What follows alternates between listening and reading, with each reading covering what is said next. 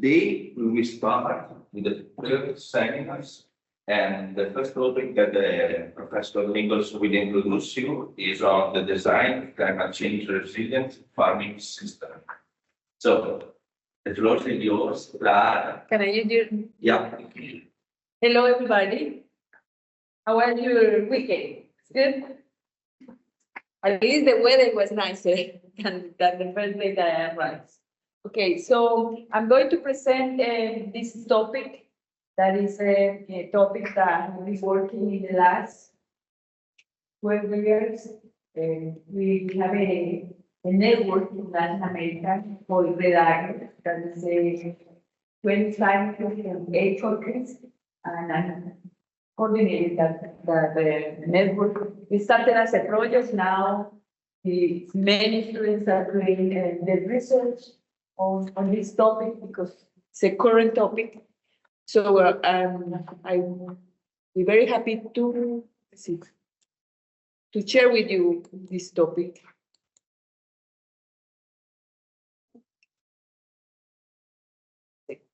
This.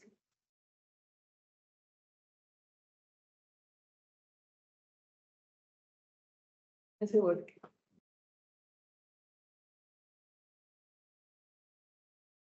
With that. Okay. The last one. Yeah. Perfect. Thank you.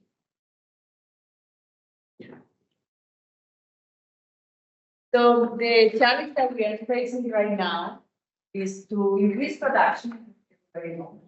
With the same arable land that we have, with the soil we have all the areas, with less petroleum, less water, less nitrogen, but with this nitrogen.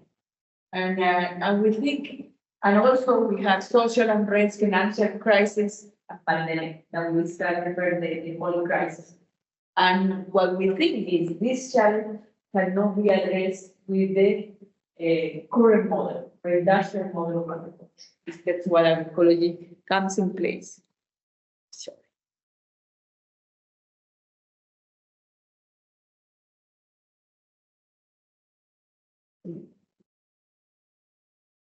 Why it doesn't work for me? I don't know. Works for you, but not for me. Anyway, so we have a lot of scientific evidence that show that human activities are the ones who are causing most of the emission. And if you are familiar with the IPCC, everybody knows what the IPCC is. The reports are showing that we have more hurricanes and more strong hurricanes, more severe droughts. In some regions, we have more extreme precipitation events. And I think you had that one here last year with a lot of floods in this area and heat waves and so on. So we already have the scientific evidence that shows that these human activities related to agriculture are the ones who are causing a lot of emissions. Sorry, Professor David. I don't know why it doesn't work to me. Yeah. No, this one. This one. Okay. Now. So the question that we have in our group that was that we started in 2011. We wanted to know if climate change affects agricultural production. Okay, so it was our major question, and this is the report of IPCC. You can see they say that if by 2050 the reduction of yields are going to be dramatic if we increase in 4 centigrade Celsius the temperature. So the reports are like that, especially for maize, soy, wheat, that the crops that provide most of the calories of the human food population. And the case of the United States is very important because, as you know, most of the global north are the ones who are causing most of the problem, warming the planet.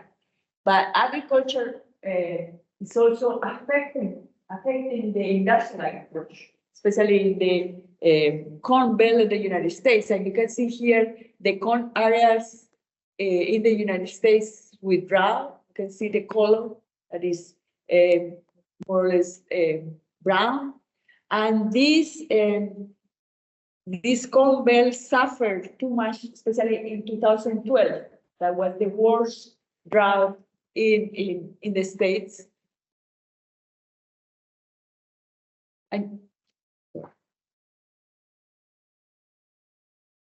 it's also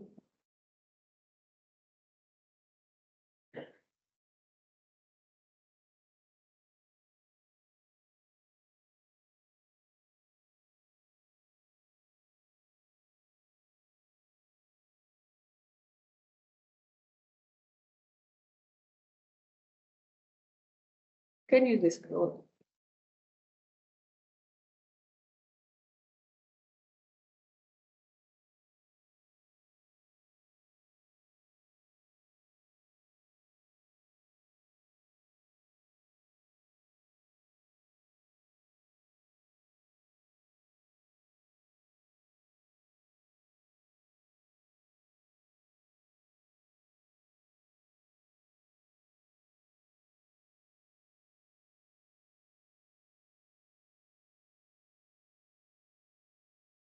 So in 2012, we had the worst drought in the United States, and this affected 80% of the US farmland. So you can imagine the effects on prices, but also in the reduction of yield, especially corn and soy.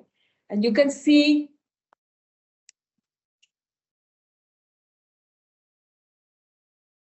sorry, I'm doing the right thing. You can see here, this is the yield of corn in the United States, and you can see the dot point in 2012, how the reduction was dramatically. That was the worst year, and it affected the price and ended up with the food crisis in the riots of 2012, especially in many places of the United States, especially where the poor people live. And the other thing is that last year was the warmest year ever detected in many places, because the average temperature reached 1.4.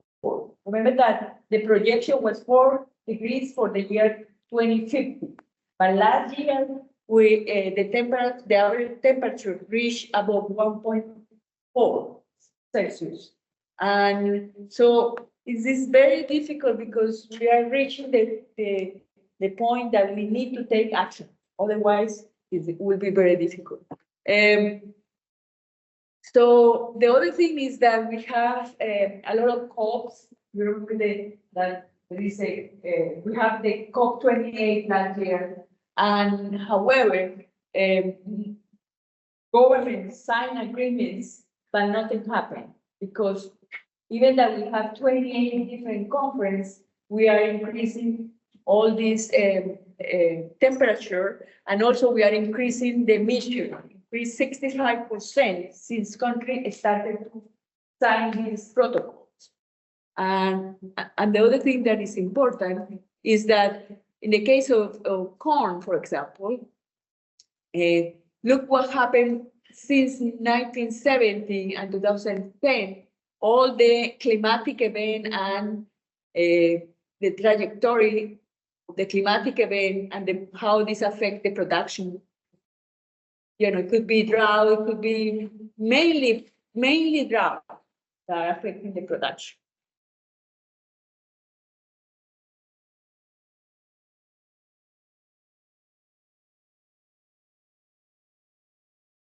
Yeah. Okay. And here are the projection, how this is from the CGIAR, but they are saying that, for example, the production of maize in China, in Brazil, in France are going to decrease dramatically, and the same with wheat. Look what happened in Russia, not only with climate change, but also with the war. So this has an implication on food security of the rest of the world. And always we think about, okay, climate change is going to affect the production of agriculture, but mainly the poor farmers, but also the big farmers are affected this because the systems are very vulnerable. And this is the case of California. In 2014, we had the worst drought also, and big farmers were affected, and the losses were about $1.5 billion because more than 400 acres, 200,000 hectares were abandoned. There was no water for agriculture. Sorry, Yeah, all these olive trees were just taken out of farming because there was no water for them. And you can see the reservoirs were in California at least reduced 25% of the area of agriculture because of water. So especially to plant rice and to plant maize. So the economic effects of this environmental problem is affecting not only the economy, but also the farm workers that were in these systems. And as we mentioned, the vulnerability. Last week, we were discussing the vulnerability best due to the monoculture. But in the case of climate change, also these simplified systems suffer too much of climate change. Why? Because not only because affect the reduction, but also because there are new pests that arrive when the temperature started to increase.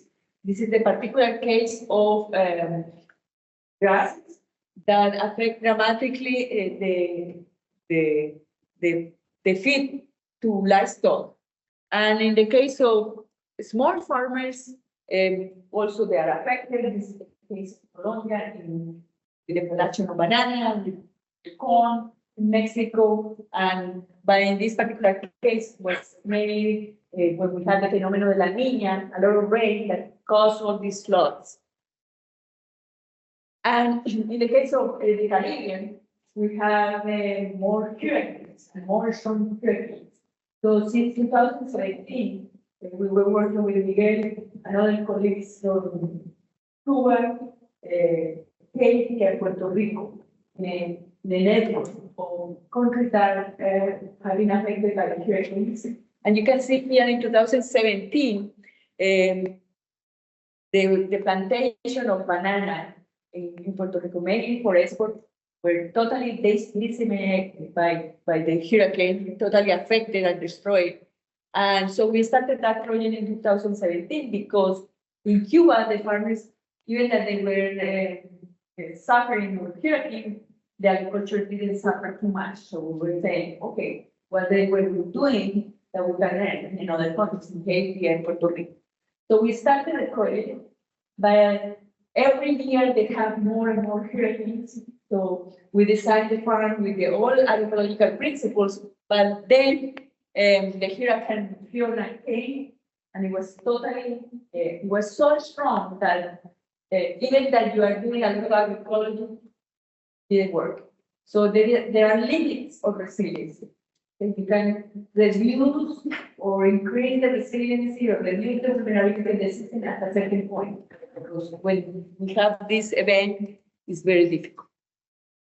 So what do we know about climate change and the relation with agricultural production is that the current concentration of greenhouse gases is more than 500 parts per million. Okay, so this is an alarm that we are facing right now. We have 66% of chance of not exceeding 2 degrees Celsius. Now we are in 1.5, so we need to take action right now. And the other thing that most of these reports are saying is that for every degree Celsius that we increase in the global average in temperatures, we are going to have reduction in the production of yield. For example, 6%, that is a lot. Rice, 3.2%. corn 74% global speaking, and soybean 3.1. And these are crops that contribute to the 2/3 of the calories for the people all over the world. So the effect is going to be dramatic. As I said, there are limits of resiliency, so we need to understand that. We have a certain risks that we can tolerate, risks that we need to adapt, and this is the kind of limits that, despite the fact that we are doing agroecology, we can have these big, huge problems. So for that reason, we think in our group that agroecology is the only alternative to design a resilient and sustainable system in the face of climate change right now. So we are saying that an agro-system is resilient if, despite the fact that we have a drought or storm or hurricane, they continue with production. They are able to recuperate and continue the production. So what we saw the first year of our research was that the majority of traditional farmers have suffered these cycles of climate, not as dramatic as right now, but what they are doing is they are preparing for climate change. Okay? So they don't have another option. So there is a lot of innovation behind that. And what makes agroecological system efficient and resilient? And last class, we discussed about the functional biodiversity. This is very important, and you're going to see in all my examples that I'm going to present the functional biodiversity, the ones that make the system more resilient because all the ecological processes, photosynthesis and biomass production, efficient nutrient absorption, nitrogen fixation and solubilization of phosphorus and other nutrients, organic matter activity and accumulation in the soil. But this one is the most important one. Storage the water in the soil. Remember that this is what many practices that we discussed last week. We're tackling on the structure because we need to store the water in the soil when it rains. And the other thing, natural biological control. And to summarize, I can say that the inputs of the system are mainly biological processes. So we need to work on that. Even in the design, the resilient farming system, we need to focus on these aspects that are necessary. And the other thing that we have other papers and we have 3 books that we have together with these 20 scientists from Latin America. We know already that agricultural diversification improves resiliency because it protects the production and the capacity of the system to recover. That is the most important thing about resiliency. Also, the protection of crops against extreme effects. For example, if we have a lot of rain and not the bare soil, so we are going to lose the soil. So we need to protect the soil. And one of the practices is soil cover. Or if we have droughts, also, if we have ground cover, so we are going to avoid evaporation. And so the complexity of the system is related to resiliency. That this is most of the example. The starting point are indigenous knowledge and traditional knowledge because they have been doing agriculture for 5,000 years, so they have experience with this cycle of weather, not as extreme as we have right now, but this is the strategic starting point. And why? Because, for example, in the case of genetic diversity, it's so important. Farmers continue using genetic diversity, and also they use functional biodiversity in the arrangement that they have, in the design that they have, that strengthen the resiliency of the agriculture systems. And so this is like the evidence of the resiliency in the case that they contribute to the conservation of the agrobiodiversity, but also the food security of the local people and at the regional, national, and local levels. So innovation in this pure form is which arise from necessity. And most of the examples that I'm going to show you are from farmers' innovation. So, for example, I'm going to take you to the tour, what we found the first year of our research, and that started in 2011. So, because we were working on facility, we wanted to see what the traditional farmers were doing when they had this climate event. This is in the corredor Cusco Puno in Peru. And there is a system, military system, because the Incas used to have this system. What farmers are doing is to rebuild this system. And they call water war. They are about 3,800 meters above sea level. So you can imagine which climatic event we have at this high altitude. Can you imagine? Can you tell me? What do you think? We have. Huh? Any? What climatic event do we have at this kind of altitude? Anyone? Something? No, it's not but similar. Frost. This altitude we always have frost. So what farmers are doing is that they are using these rice beds surrounded with water that bring from the Lake Titicaca. So the water absorbs the heat during the day, releases at night, and you can have crops in the middle of frost. So this is very important innovation because many farmers in this particular region have been affected with a lot of frost. Okay. And this is farmers' innovation.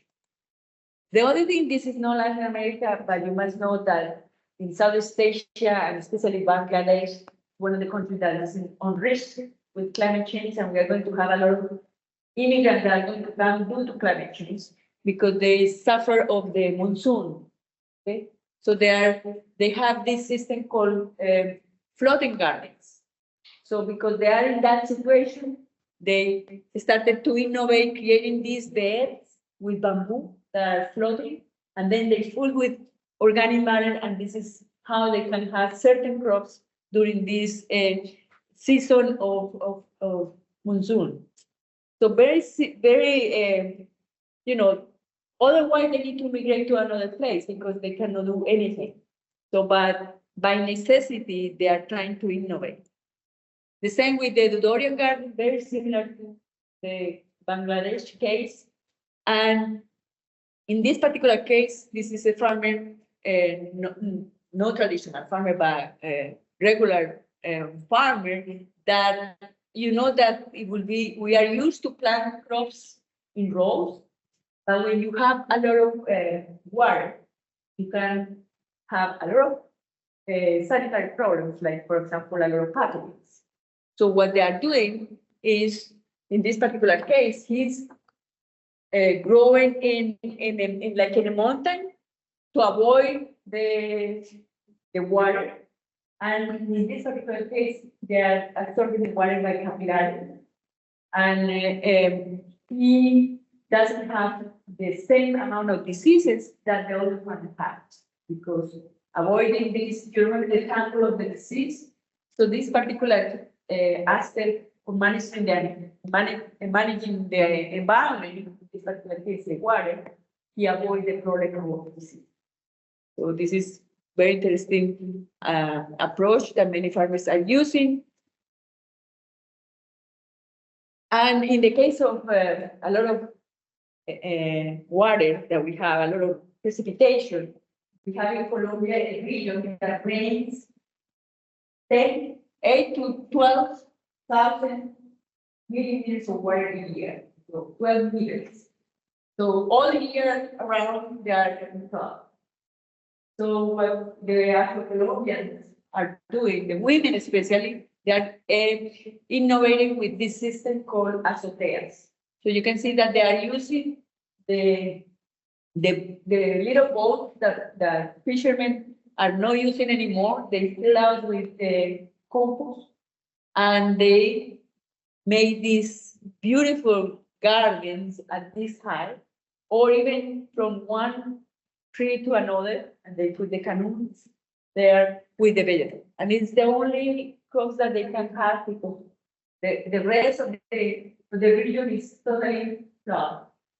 And it's a lot of innovation because they are subject to this particular climatic event. In contrast, we have other regions in Latin America, like this one in Ecuador, that rains only 300 millimeters in quarterly year. It rains in 2 months, and that's it. And what they are doing is going to the river, as you can see. This is the reason why it's called orillado, because they come to the river and they start using the residual water of the river. And similar to the other farmer that I was showing before, it's great. They are, they come here to the river, they put something to avoid the entrance of the animals, a fence, and then they do these kind of mountains to obtain the water by capillarity. And they know that the river is going to dry. So here, far away from the river, they make a hole and they put a lot of organic matter to concentrate the moisture as certain crops during this period of time that they don't have any water for the crops. So this is another innovation due to the reason that they are in semi-arid regions. This is not Latin America, but probably some of you are familiar with the SAI system that in Africa is very common in the Sahel. And if you think about the system in Ecuador, it's very, very similar. What they are doing is making a half moon hole where they have, this is the slope they put here. They make the hole, they put a lot of organic matter, compost, and then they plant in this hole 5 or 6 grain seeds, and this is how they maintain the moisture there. Otherwise, we are used to plant in a row, but in these circumstances, when you have semi-arid, it's impossible to plant in this condition. So farmers innovate to maintain the moisture for the plants here. And if you combine this with the organic matter, you remember that I mentioned the other day that the importance to add organic matter.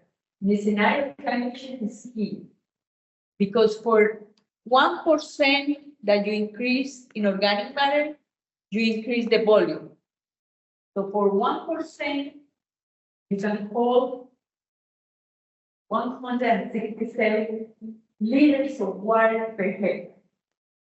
So you increase the water holding capacity. You remember that the structure of the soil, those pores, we need to increase the porosity. Those pores are full of air. When it rains, you need to hold this water, harvest this water in the soil. And in a scenario of climate change, you need to maintain the water in the soil because it rains only 2 months a year. Okay? So you need to use this water. And the other thing is many people are talking to carbon sequestration schemes, and there are many projects on this topic.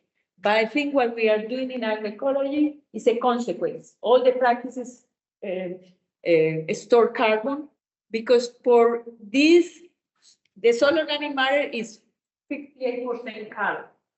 So if we are adding organic matter to the soil, we are harvesting or we are storing 21.2 tons of carbon per acre. So if anyone wants to pay to the farmers, would be great, but not just doing practices for this particular purpose. And the other thing is that we cannot lose the water through evaporation. So we need to cover the soil all the time. So a ground cover implies better infiltration and less evaporation. So in these scenarios, we need to use a cover crop. It could be dead, could be mulch, could be a green cover, but the soil cannot be bare. And also, we talk about the importance of soil biology. And in this particular case, is the mycorrhiza. Why mycorrhiza soil are so important in the scenario of climate change? Because What the mycorrhizal is doing is they have an association. The if of this fungus is an association with the hair roots and extend the hair root 40 times, looking for water. So this is so important. And the other thing that mycorrhizal does that protect against diseases, but also disponibilize phosphorus when the phosphorus is fixed in the soil. And this is another practice that many farmers are doing. Okay, in the rains, you need to store the water, or in the soil, or harvest the water. So many farmers are using different cisterns, through the roofs, very traditional, but also there are others that they have projects subsidized by the government, like this one in Brazil, during Lula. You can see all these blue dots are projects of harvesting water in Brazil, in this particular region of Seminars-UNIMORE-C, in the Nordeste Brasileño. And what they are doing is building these cisterns that harvest up to 50,000 liters of water. So this is another scenario that is more or less 300 millimeters a year of water. So the project of the government is to create or to help farmers to build these cisterns for agriculture and these small cisterns for the family. And this stimulates the process of experimentation farming, how they are going to irrigate the crops. It could be with these that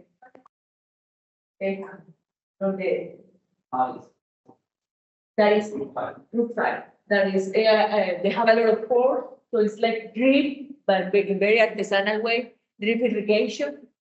But the other innovation that was very beautiful, I think, they are using opuntia here. They plant opuntia because opuntia, the leaf of the opuntia contain the moisture. And now they are selling a gel to plant to maintain the moisture. This is how farmers are doing in the traditional way. They are using opuntia when they are planting trees, or they are using opuntia before, and then they put a lot of organic matter and they plant. Doesn't it eradicate for the leaves? They what?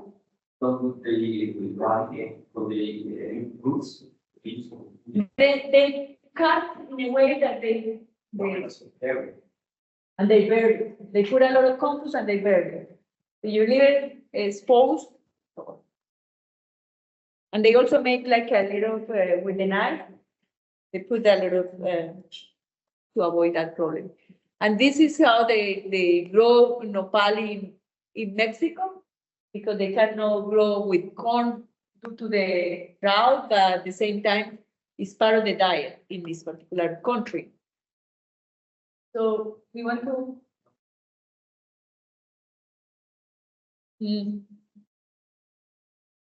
I'll go back. Where's the cursor? And you can grow corn, greens, maize and beans, but then the ground doesn't allow maize, but it changes the maize for the food. So they keep the maize, the beans, and grow the maize. Sorry. You want? Okay.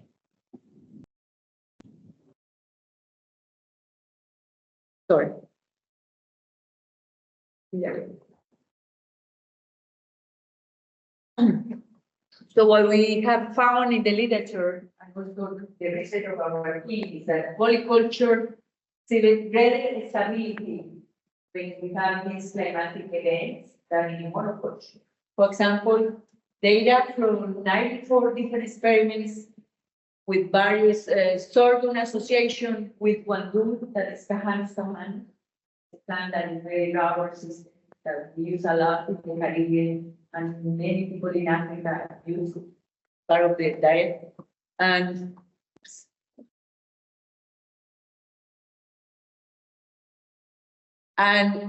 show that, for example, if a particular event comes, the guandul in the monoculture, the monoculture will fail 1 to 5. The drought comes. And the soil that is also drought tolerant, it is a monoculture, will fail 1 in 8.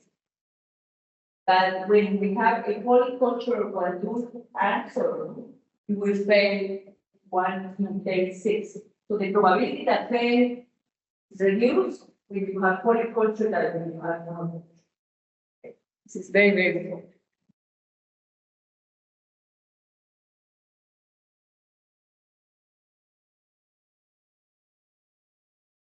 Same with agroforestry. When coffee and cocoa are growing in a agroforestry system, as you can see here, they protect with high temperature. For example, if we have droughts, so we avoid the respiration. That is very important. And the other thing, if we have rain, most of these systems are in hillside to avoid erosion. And also maintain the temperature and a shade of 40 to 60% is the one that is the major. Say that we have studied that this is the amount of shade that you have to avoid problems of disease. Have another shade to create also the condition for disease.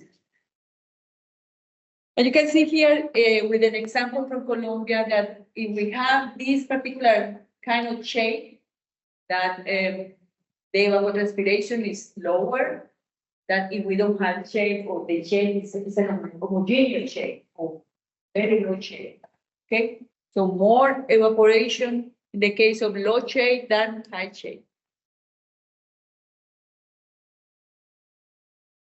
And you can see here, this is the rustic system when the coffee is just one species in the forest, that they can have more than 160 different species per hectare in a rustic agro-ecosystem. And once you're starting to reduce the diversity, like this, for example, that have only one species of shade, you can reduce, you reduce the biodiversity, but you also reduce the resilience. Up to this system that we have right now in Colombia that doesn't need shade. It's a new variety that is very productive, but the question is what happens during the scenario of climate change. These systems suffer too much.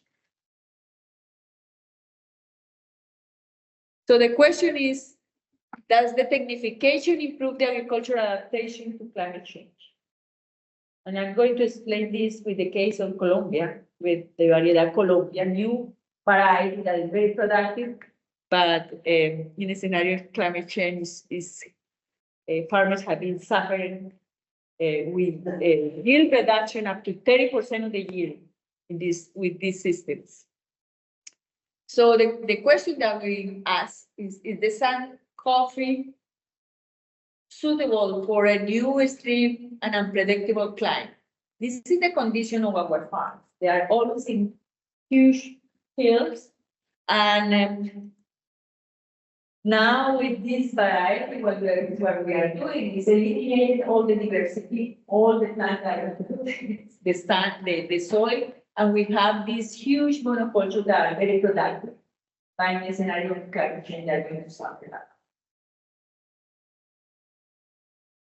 And the problem is that they burn all the vegetation in order to establish the coffee system. So you can see the effects that are going to have on soil, deforestation, but also they are planting the soil in the subsoil. They don't have soil anymore. Erosion. So what we are saying is that these systems are going to collapse for sure, and they are going to suffer. They are going to fail, and they are unable to achieve resiliency. Different to this system that are going to be able, probably they are going to suffer certain reduction in yield, but they are going to recover. This is what resiliency is all about: the capacity to recover if a drought comes or if the rain comes. Okay. So if we have this system that have a very simple structure, and bare soil, we need to adapt and redesign the farm. This is the reason why this class is about the redesign, how we are going to prepare for climate change. So we need to have a complex structure, vegetation, and we need to cover the soil. Okay. And there is just example from Panama for that you can see traditional coffee system with timber trees, or traditional coffee system in Colombia with different cherry guamos that provide their fixing nitrogen trees, and they are providing all the service, ecosystem services that we need for coffee production. And there are other kinds of agroforestry systems in a medium scale. I wrote this slide because many people think that agroforestry is just for half an acre or 1 acre, that is the average farmer for coffee production in Colombia. But this, for example, is a citrus production in Brazil, where they have more or less 50 hectares, and they have erythrina that is fixed nitrogen. They also have eucalyptus, they have other crops, they have plantain. The main crop is lemon or citrus, and they have a diversity and enrichment to provide a lot of biomass, and at the same time to maintain the trees in that also they prune the trees to provide the yes. They're planted in strips. We have a strip with citrus, or a niche with other trees like china, eucalyptus, and banana. In between, you see grasses. Grasses that provide a lot of carbon. So they raise animals, chicken, sheep, and there's an integrated. Yeah, and also because it's a big size, so I think it's important that you understand that the principles can be applied in small scale, but also in the big scale. In a small scale, the diversity of trees are within the crop, and here are tree crop. It's an agroforestry system. And this is the Laguna Blanca that I mentioned, I think the other day, that is also a agroforestry system. They are using fruit trees here. They have grasses too for animals, and it's a beautiful design, I think, in terms of the innovation that they wanted to demonstrate that it's possible to do in agroecology. Okay, another thing that we found with the farmers in this world, well, most of the traditional farmers and small farmers are using genetic diversity. Very important. And because in a scenario of climate change could be a very nice strategy, because some of these varieties can be tolerant to drought, to different conditions. And I mentioned this, the papas nativas, or the traditional potatoes in the south of Chile. Chiloé is a secondary center of origin of potatoes, and the Andes is the principal center of origin.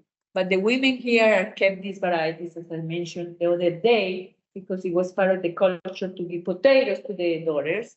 And in this, they kept more than 400 varieties. And from this, Carlos Vanegas, that is our colleague, he selected 6 varieties that are drought tolerant.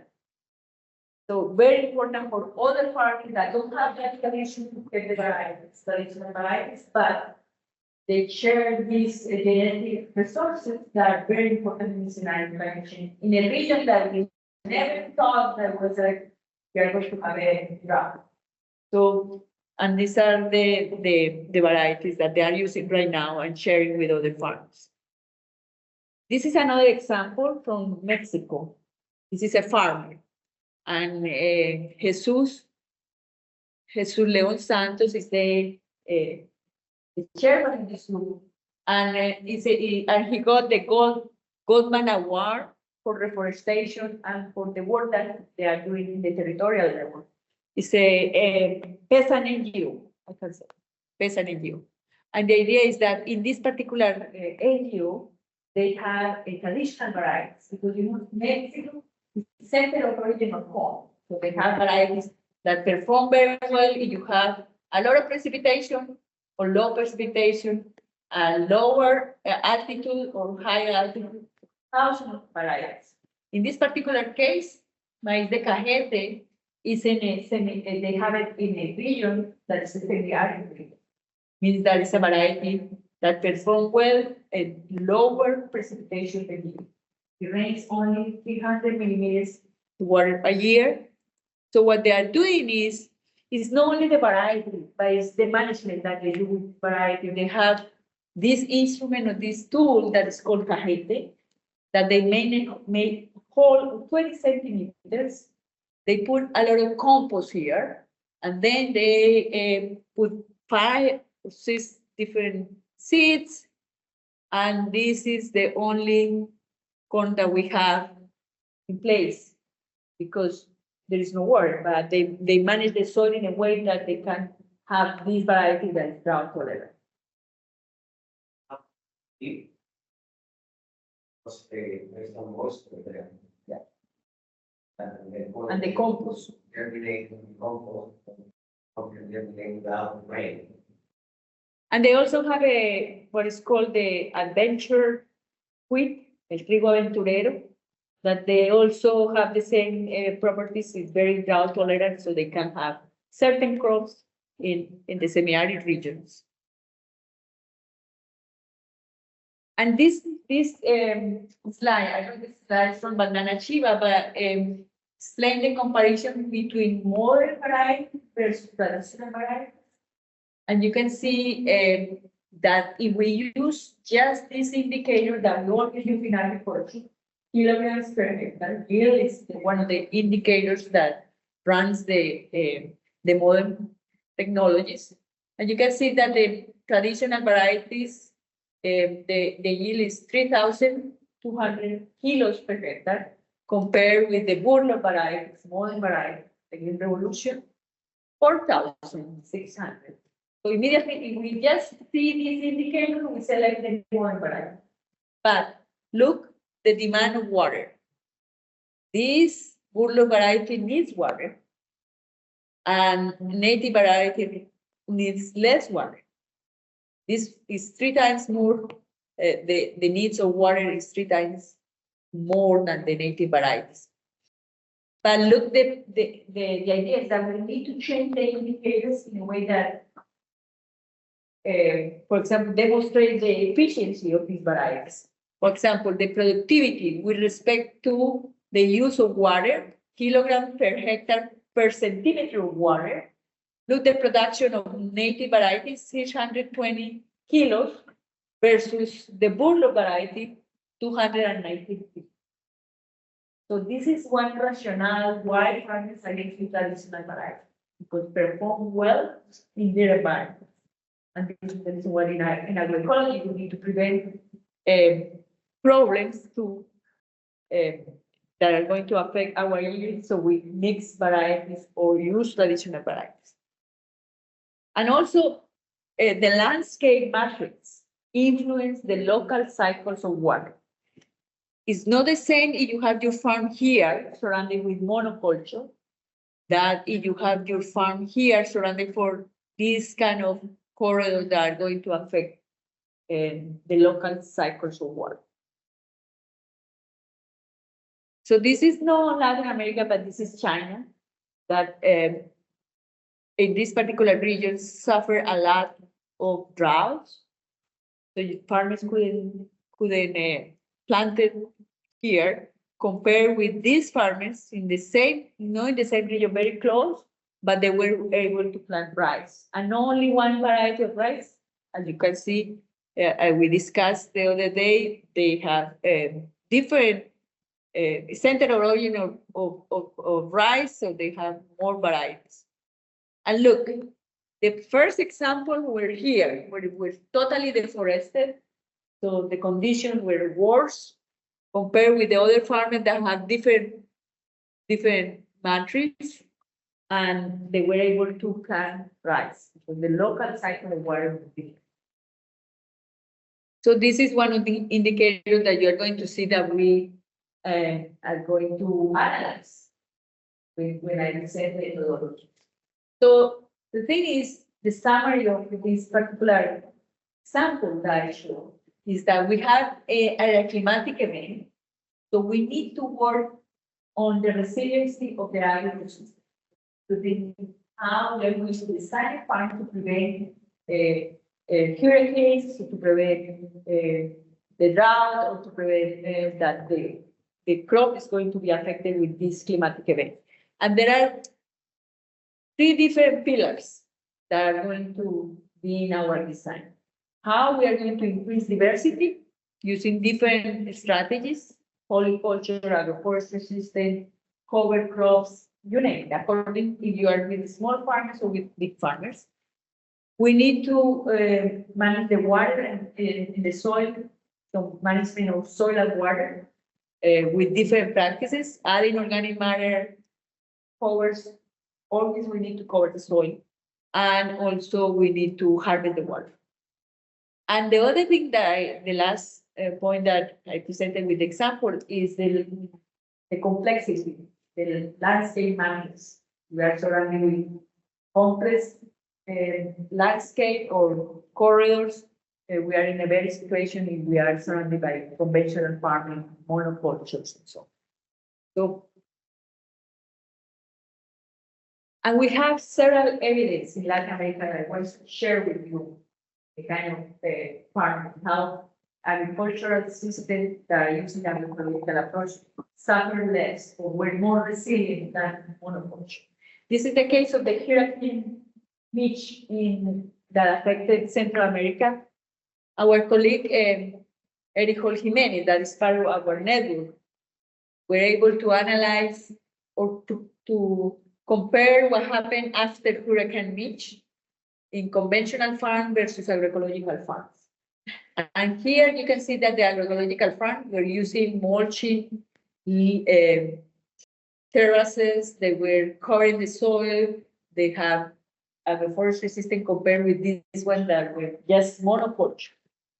And the hurricane affected not only because of the wind, but the rain that came after the hurricane. So this is the reason why you can see the mudslides.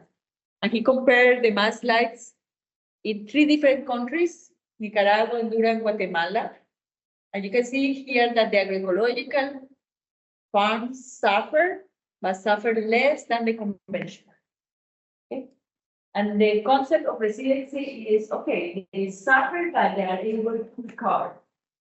And in the case of these systems, like the previous one, here, when you have these mudslides, like this case, it will be very difficult to recover. In this particular case, you can have damage, but it's much easier to recover. This is Cuba. And I don't know if you remember, but when we talk about functional, about diversity, we have 2 concepts. Functional biodiversity that play key ecological role, and redundant biodiversity. Redundant biodiversity is that they become very important when an event comes. In this particular case, these windbreaks are the redundant biodiversity. And people say, why are you going to plant trees in the surrounding farm?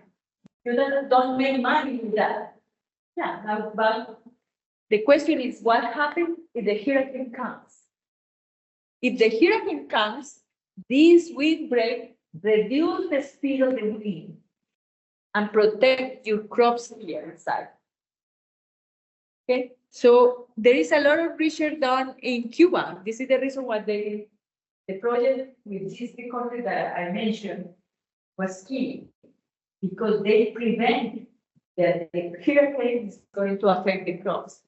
But with this Hurricane Ike, you know, the damage in general in the island was 70%.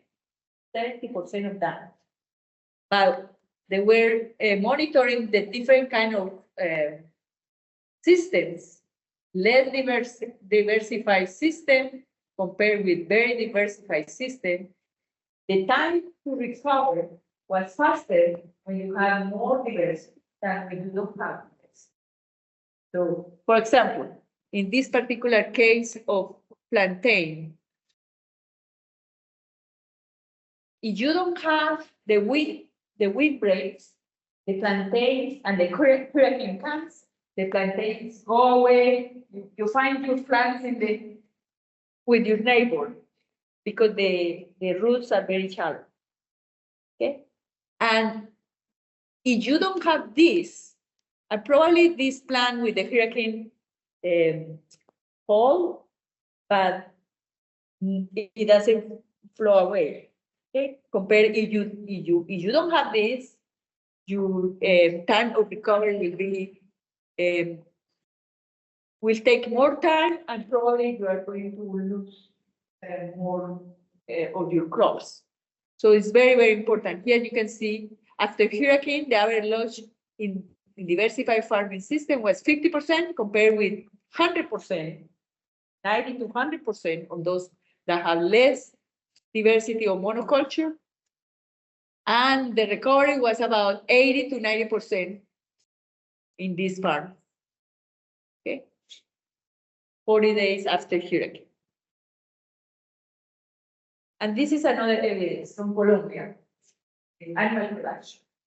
So this is the problem with improved pasture that are more vulnerable to climate change. So in this particular example from the phenomenon del Niño in Colombia, we have a loss of more than 400,000 animals that we didn't have feed for them because it was the condition of pastures. So with CIPAP, that is an organization in Colombia, I mentioned this system, the creation of silvopastoral system, that is like a building of 4 storage, like 4 floors. When we have grasses, we have leucaena, and we have other plants that are going, it's like an agroforestry. Many people call agroforestry system, but because it has animal silvopastoral system, so they combine grasses, legumes, trees, shrubs for animal nutrition that the animals can grow from, and also they have wood trees. This is a farm in Colombia called El Atico that are using this system, and they produce milk and also meat. But look what happens with the phenomenon del Niño when there is no water, drought associated with drought, or when we have a lot of precipitation, La Niña. But look the production of milk, remain constant, despite the fact that you have drought. So this is what resiliency is all about. The ability to continue with the production despite the fact of this climate event. So they have demonstrated that in Colombia in this research of different from 2007 to 2013. And this is in the Caribbean, Colombia, in the north part of Colombia, where we have, this is in El Cesar, in the same region, in this system that is cattle ranching that have 1 animal per hectare, very efficient. And also we have the 2 or 3 degrees Celsius in temperature higher than in this farm where we have silvopastoral system.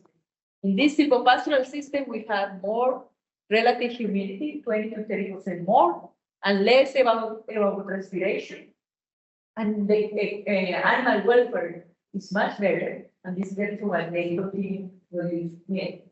You don't have this condition, so the production drops dramatically. Okay, and the average temperature in the Caribbean is all year round, more or less 35 degrees Celsius, all year round. So here you have probably up to 38 or 40. So you can imagine how the animals are going to suffer.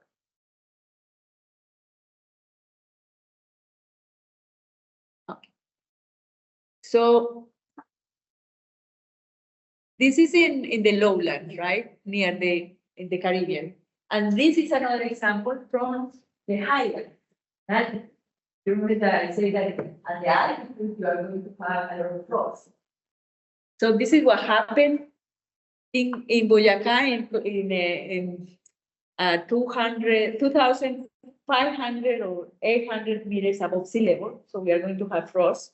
This is what happened with the pasture, totally affected by frost. But we planted, in this particular case, the farmer planted these sambucus. That is a tilo, it's a plant that animals love. So very good with animals, but also resistant to frost. So it's very important in this scenario, at least to build this corridor for the animal production. So you can see how it's affected, but the farmers have this like a bank of to feed the animals. And this is the farm that looks very beautiful, you know. It's a demonstration farm. We call these farms a lighthouse because show other farming that it's possible to do it in the scenario of climate change with alternative plants that are going to feed the animals.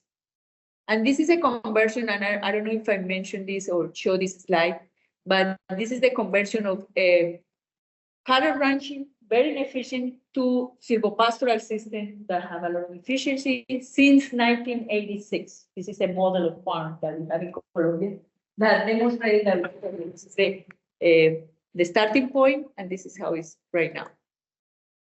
And this is for a small cattle ranch that have less hectares. So they have this particular plant that is Titonia diversifolia, that I think I showed on a slide the other day. That is very good because it has a lot of phosphorus. So the farmers do a lot of pruning to add the phosphorus into the soil. The flower attracts beneficial insects that help in the control of pests, but also the animals. This is the silvopasture, intensive silvopastoral system, because the animals, this is what they feed on. So it's they cut the plant and give it to animals, and it's very important. And they have to give to have water. They need to take the water to the animals. This is the condition. So with this kind of approaches that have demonstrated that when you have diversity, you can reduce the vulnerability. This is what we need to look for. So we need to redesign the farm in a way that we are going to make the system less vulnerable to climate change. And it could be with polyculture, it could be with agroforestry system, it could be silvopastoral system. And maybe most of these examples, all for information of farming that I'm showing you, is because the necessity. And they are affected with this climate. Otherwise, we are going to have a lot of refugees that are going to come to the global market. Because this is another discussion that we can have. This is my last slide of this part. And I wanted to open this to a discussion because I think we need to think about what are the causes of climate change and who are the ones who are making climate change happen. Global North is the responsible of most of the emissions. And also industrial agriculture in the global north is the one that are causing emissions.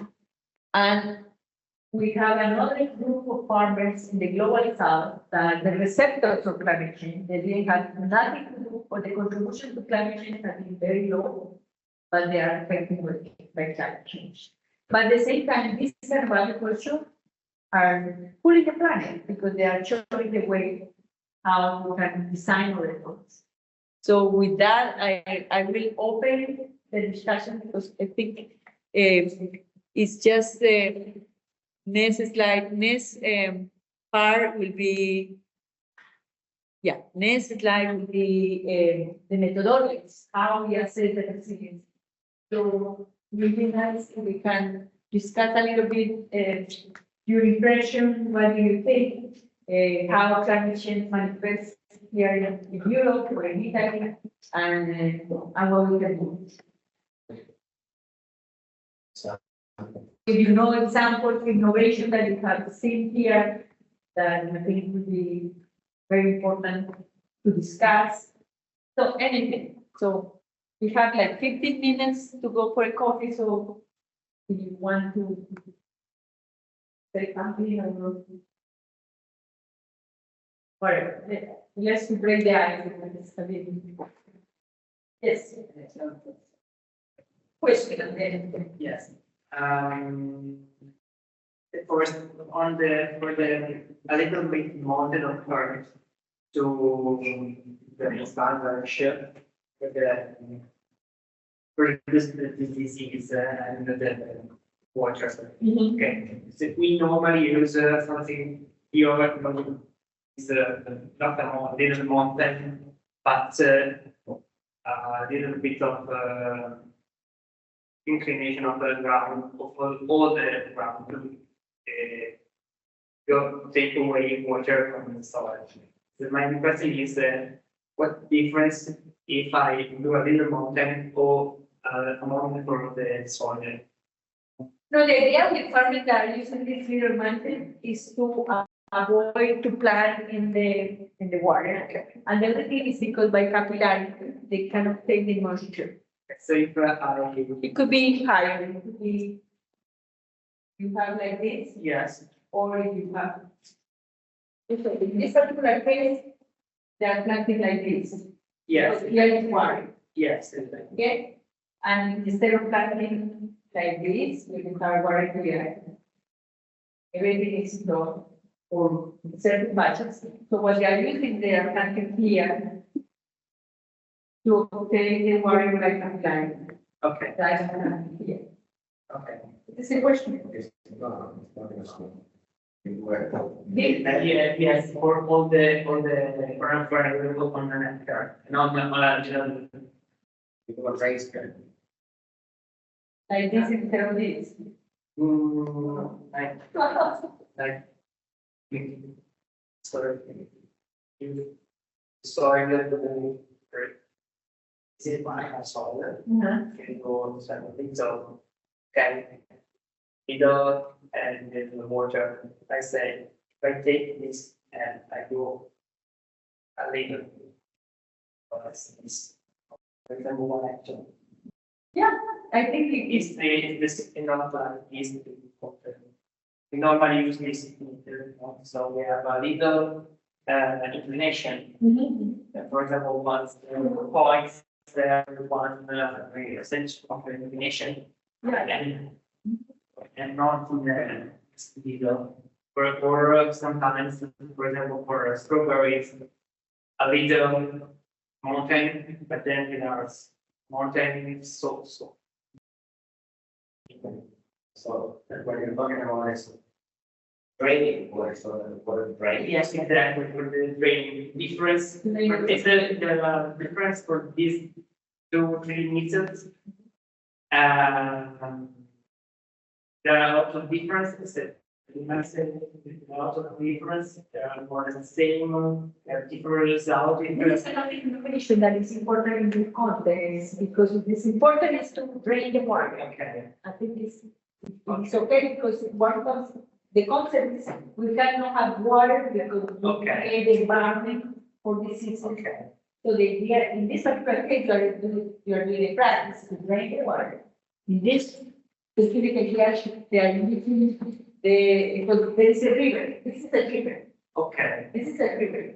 So they are using this to use the water of the river, but for capillarity. okay. And once they move the river dry, they make a hole to capture the moisture. But I think what the practice that is supposing is correct. Okay. And the other question is when you said if I use polyculture, for example, I plant maize and beans together, or also in strip to be better yield. The thing is, if I, for example, have 2 hectares more, okay, and I have 1 hectare of maize and 1 hectare of bean, is different in yield if I do this and 2 hectares of both is stripping, right? Yeah, different yield. Yeah, Okay. because for example, if you have 1 hectare here of corn or maize, 1 hectare here of beans. Also near together. Yeah, here, so, here, Okay. and then you do this. Right? Yes, they Yeah. present. Yeah, and then this is a rotation that they're doing. You Yes. say that if I have Tiene otra, uno, corn and beans. Yeah, maybe in the same, Yes. this 2 hectare, this is 1 hectare. 1 hectare and 1 hectare. Yes. This is No, 2 hectares, no, 2 hectares, okay, because we on the same field, on the same amount, we theoretically with 2 hectares, theoretically, it's supposed to have, in one case, 1 hectare and 1 hectare, in the other case, 1 hectare and not together. You remember the LER, the land equivalent ratio, that is an indicator? Okay, here, for example, you produce 4 tons Okay, of corn and 3 tons of beans. Perfect, right? okay, In 1 hectare of this polyculture, this is. You produce, let's say, 3 tons corn and 700 of beans in 1 hectare. Right? okay, But here, if you compare 1 hectare of corn and 1 hectare of beans, you say, I'm producing more corn per hectare than here. Here I'm producing 4 in 1 hectare, and here I'm producing just 3,000. You can conclude that this is better than this one. second is better because is 2 hectare, this first case is 2 hectare total. Yeah, This yeah, case, 1 hectare, total, so I need to double the yield yeah, but here you have another hectare of polyculture. to compare correctly, No, because you compare per hectare. per hectare, Per hectare. This is, you compare corn per hectare, yes. yeah, but you don't do that. You need to find out the layer, that is the yield in the polyculture corn over the yield in monoculture and plus the yield on the, on the polyculture yield over 3,000. 100. This one is going to give you like 9.5. Okay, means that you use 1.5 hectares of monoculture to produce the same amount in the polyculture. So this one is more productive because they are using the same, they are sharing the resources. Here you need more land. Yes, exactly. Yeah. Okay, And there have been a lot of research on this indicator in many groups. And it's very important to understand the concept because if you just see this value immediately compared with this value, immediately you think that this is better, but you need to go into the land equivalent ratio. okay, yeah, the other thing is that sometimes, for example, you have one farmer that has 1 hectare. And then another farmer has 10 hectares. This farmer with 10 hectares. I ask you to. Yeah, and you, So the people also at home can hear you. Sorry, Miguel. Sometimes there is another concept, so the LER, the layer, is a concept to actually calculate not the yield, but the efficiency of the use of the land, like the polyculture and the model. And the other concept is called total output, which is, for example, if you have a small farmer that has 1 hectare and another farmer that has 10 hectares, or 50 hectares, and this farmer produces only corn, and the yield of that corn, let's say 10 pounds per hectare. And this farmer has 1 hectare, produces corn and gets 2 tons per hectare. Okay? So if you compare just corn, then obviously the system is more productive. But if you look at the total output of the farm, this farmer usually, which produces corn, also produces beans, eggs, milk, cheese, fruits. That's the total output. When you compare total output, then this system is much more productive than this other. But it depends on how you look at the productivity of the system. So in this case, they are diversified farms. Then you look at that the total output, and obviously, like Clara said, you have to use also other indicators because, for example, the efficiency is important. How much are you putting? How much food are you putting out in relation to energy, or in relation to water? So that's another very important factor. When you look at efficiency, for example, in energy, usually a modern farm in the United States, for example, in the Midwest, the efficiency would be about 1.5. That means they put 1 kilocalorie and they get 1.5 kilocalories of output. A small farm, diversified farm, they would put 1 kilocalorie and you get 20.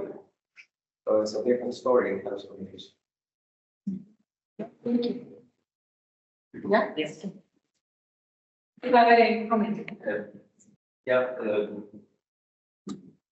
well, then one of the problems, one of the issues we have with diversification is also how to reach the market with different products, especially in industrialized areas.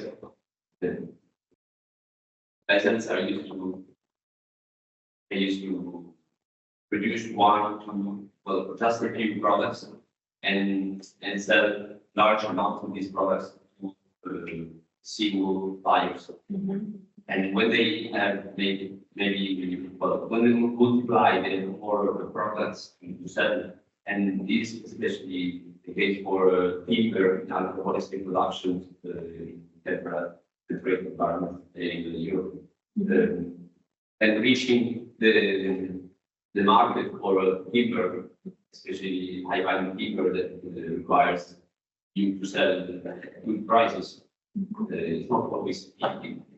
We have to invest those in this aspect. Because I think it can be one of the issues that farmers may find. Yeah, I think it's an issue according to depending on what kind of farmer you're talking about, because there are farmers that they say, even in California, they just wanted to plant berries. You can know, it would be nice to have a diversified something than, do lettuce and peas, I want to plant berries. So we need to understand the situation and play with that. I'm going to show you the methodology, because we found the same kind of thing in Japan. They just wanted to plant berries. So one way to diversify was to a mixture of varieties. So this could be reduce the risk, using varieties that are more drought tolerant, or varieties that tolerant certain diseases, to reduce the vulnerability. And in terms of practices, I think all the practices can be adapted to the condition of farm. For example, if you are here in the global north, and you want to do agriculture system, so you can use, for example, cover crops in orchard. It's no way how you can do agriculture system. Because I'm not in agriculture, it's not the doing the same as farmers are doing in the global south, because it's impossible that farmers do here, for example, polyculture, or in this place. It doesn't work. In the Midwest, you have 500 hectares. But the principle of diversity, you can apply with street crop, for example, and you can still use your track. Yesterday, I think, on Saturday, we were with a group of farmers in Padua, near Padua, discussing this issue, because many people think that agroecology is against machinery or is against this condition that farmers have. It's not that we pretend that we copy what I presented here because the context is totally different, but the examples at the end explain that principles of agroecology are there in place. Diversity, genetic diversity, species diversity, manage the soil with cover crops, adding organic matter, enhancing its structure. So the practice that we're going to use are totally different. We wish to have a diversified system in order to have a diversified markets and open this and reduce the prices of organic products. But the reality that we have is this one, and we need to start moving slow, but showing that it's possible to do. You want to say something? Well, obviously the market, and the farmers are. If you can get close to the microphone, because there is a microphone Yeah. next to the people at home can hear you. Thank So you, Miguel. Sorry. the market determines what farmers do. So all these ideas, all these strategies are going to be limited by what the market determines. But you can also bypass the market with the industrial markets or the dominant markets. Like we visited these farmers that have a very interesting cooperative called Tamiso, which is near Palma, in the surroundings of Palma, many farmers all together. They have diversified production. They have mostly otario, but in strips, okay, because they use machinery. Then they have not only a group of farmers, but also they have a group of consumers that demand these products. So these farmers are somehow diversifying their farm, but also diversifying their consumer base, and not just selling to the co-op, or they're not just selling to the restaurant, but they're also selling to consumers. These consumers have special, they're looking for quality, they're looking for difference in terms of the product. They don't want the product with pesticide, they want their varieties that are typical of the region. So farmers are starting to tailor their farming systems in conjunction with the demand of this consumer base, which is very large. Actually, it was interesting because Clara and I were giving seminars to these farmers, and half of the people were farmers. There were about 120 people.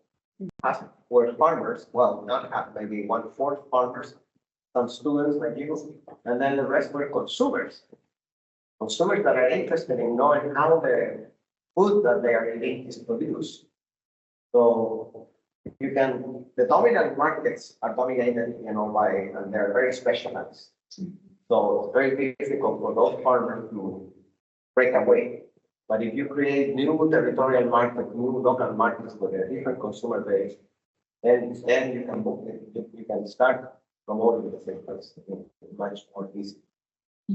On Wednesday, my talk on rural development, you're going to see all these examples of how farmers are doing in Latin America. And also here, we're very, very surprised about this cooperative in Padua. 40 years that they have been doing geological.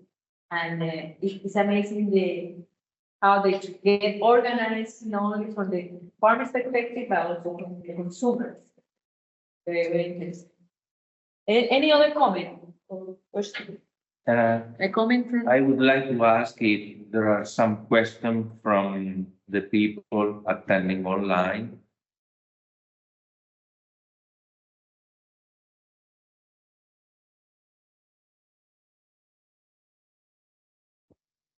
Seems no. I have a question for you. It's so actual for us, what you have, your presentation of today, your speech of today about, for example, you have mentioned hurricanes in Latin America, for example, here, as we were talking about last day, we had a huge problem last year about flooding. Because what is going on in the other part of the world is that also here, for example, we cannot see rain for a couple of months. So drought is problem. And also these kind of tanks to save the rainwater. And maybe in the next future will be a solution for also here in the North Italy, because yeah, we have some problem. And also about flooding. Flooding and the other problem that we got last year that we were discussing about it was frozen, you know, for the flowers, late frozen in late spring, and while all the trees were flowering and so on. But my question is, have you seen that here in Emilia Romagna it is very flat? I mean, especially where most of the farmers are cultivating. There are some options, you know, that, for example, which kind of trees or plants we can introduce in our fields in order to save soil, because when it was floating, we have lost thousands of hectares, for example, of tomato, and there is some strategy somewhere in order to contain this kind of issues based on agroecology.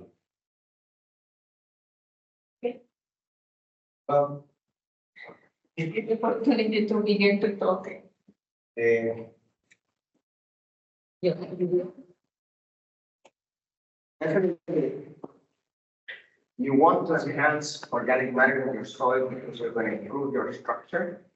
So porosity is going to increase and therefore infiltration rate is going to increase. So one thing is very important is to increase the infiltration rate. Okay, because if you have a flood, obviously it's going to flood like that. If you have a flood in the soil that has low infiltration versus the soil that has high infiltration, that's a big difference. So infiltration rates, that is connected to the structure of the soil. Structure of the soil can be improved with the addition of organic matter. That's something that you need. So basically, with compost, with different. Okay, so that's one thing. The other strategy is by creating more or less what you were talking about. You know, like and I've seen farmers actually here that do this, where you have big beds with a water canal here, with the drainage, so that you can drain the water. So you can have here your crops. This could be maybe 5 meters or 10 meters, and then drainage canal. And some farmers have done that. The other strategy is obviously by having tree strips. It's interesting because they were explaining to us with Padua, that building, that the centurion, the Romans, used to organize the territory in these squares that had drained, that they were oriented north-south and east-west with canals for Irrigation. drainage of the water, but also with safety. All this with safety. And all these hedges are trees that are providing different services. Ecological services to the system. And so it seems to me that we can perhaps learn from the past a lot of things. I mean, traditional agriculture is not something only in Latin America or Africa or Asia. Here in Italy, we have a long history of agriculture. That there are certain practices that farmers can go back to. For example, the pergola. The pergola, a lot of farmers are going back to pergola in certain areas of India because the grapes suffer less drought in that system than in the modern one. Okay, this is what some farmers told me. The other one interesting method that we learn in the Bible is that the rice, they grow lolium as a carrot crop, you know, lolium. And then what they do, lolium with vecha, with BCM. And then they come in with the rice, a particular variety, all variety of rice, and they overcast over the carrot crop. And then they come and I don't say Pachamatura. Chamatura. And then they flood. And then the cover crops start dying, and then they take the water out, and then the rice starts germinating. And they can do that in as a way to increase organic matter. When there's a drought, the system has a mulch, which the rice suffers less. So there are many practices that we need to study. Not to go back to those systems like this, we're going to go back to this, but what were the principles behind the resilience for these systems in the past? How can we apply them today in modern agriculture? Go back to the future. This is what Cuban say, go back to the future, because it's how we can learn from the past and apply to the future situation that we're going to have. And I just wanted to say something about your question, Davide, because it's very important. And I think that's the kind of experiment that we, or research that we need to do, because after the floods that happened last year, it will be nice to know if the farms that suffered more soil erosion were conventionals or they were using certain organic practices.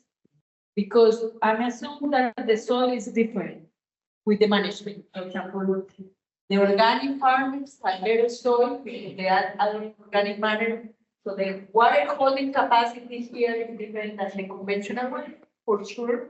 But we need to do this kind of research to demonstrate.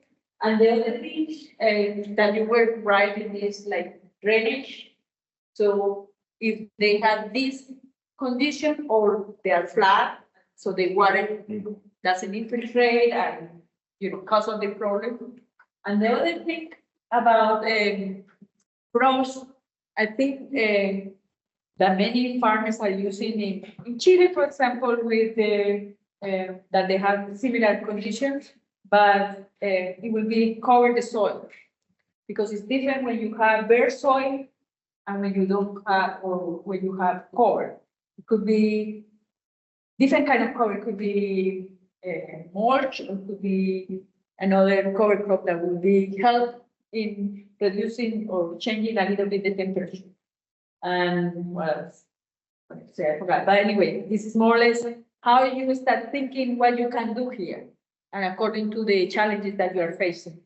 And it's not just happening in the global south, but also farmers in the global north need to prepare, because this is not normal. This weather, I'm very happy with the temperature. I don't like cold weather like Wednesday, but you were saying that it's not normal for this time of the year, and crops are going to suffer a lot. To introduce you our the speech on the assessing sustainability and resiliencies of agro-system. So please, Can I use Clara, the floor is yours. I think I need your mouse. See if it works.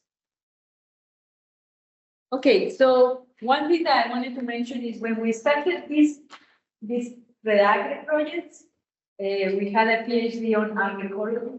So we have the fortunate to have students that wanted to do the research with us. So what I'm going to present is the several methodologies that the students use to assess resilience. And the first methodology that I wanted, okay, the group, as a group, the 20 scientists, we decided to use a methodology that probably you are familiar with, is the light traffic methodology with colors. Okay, it means that resiliency is the green color that we're going to give. The color of green is system is resilient. The yellow, we need to take action, and the red is higher vulnerability. So you're going to see that most of the group use this concept, but we change the way we measure. This is what I'm going to present, the different methodology that we use with students. This is for Roche, now he's saying, he got the PhD at UC Berkeley. He was a student of Miguel, and he did the PhD in Oaxaca. De Jesús Santo that represent the maíz de cajete. So Paul decided to do the thesis with him. And so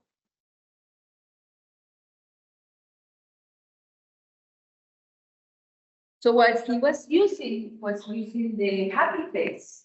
So the idea was to work with Celitan, that it was an NGO that seeks to help families in Oaxaca to develop the skills that allow them to improve their product system, at the same time to take about the environment, and in very marginal environments that you are going to see in the pictures.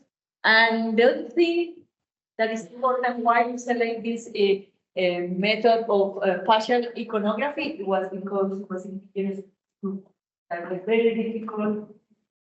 Spanish was the second language, so we needed something in order to work with farmers that they feel more comfortable. So de la parcela feliz or the fashion, happy face was there, and you can see that the colors reflect resiliency and vulnerability in this particular case.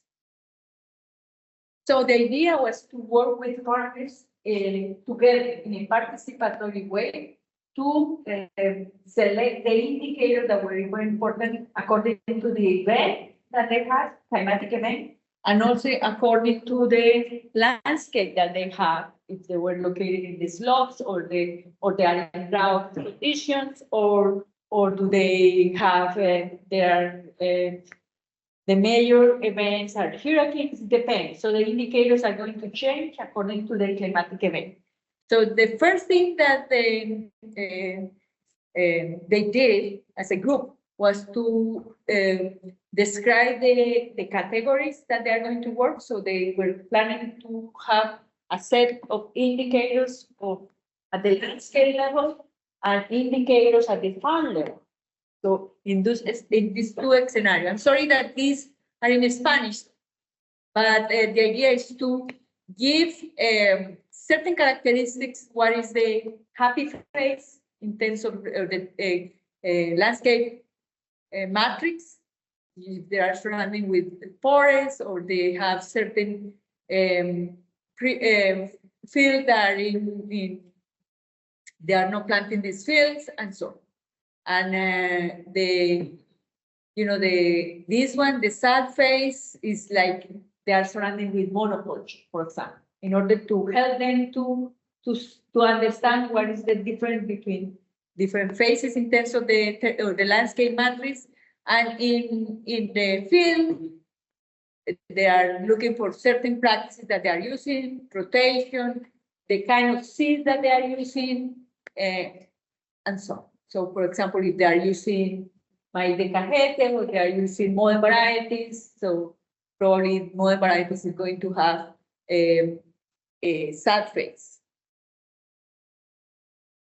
So, as I can say here, that it takes time to discuss with farmers what kind of indicators are very important for them, and the values, what the different phases means for everybody to have a consensus with farmers. So you can see here that it's important to first define the indicators, the scales, and also the categories. And at the end, they selected 3 different indicators for the landscape, like territorial composition, windbreak curtains, so that was very important, and location of the farm. If the farm were located in a different in a position where the winds were directly, so they are more vulnerable than if they are in another position of the land.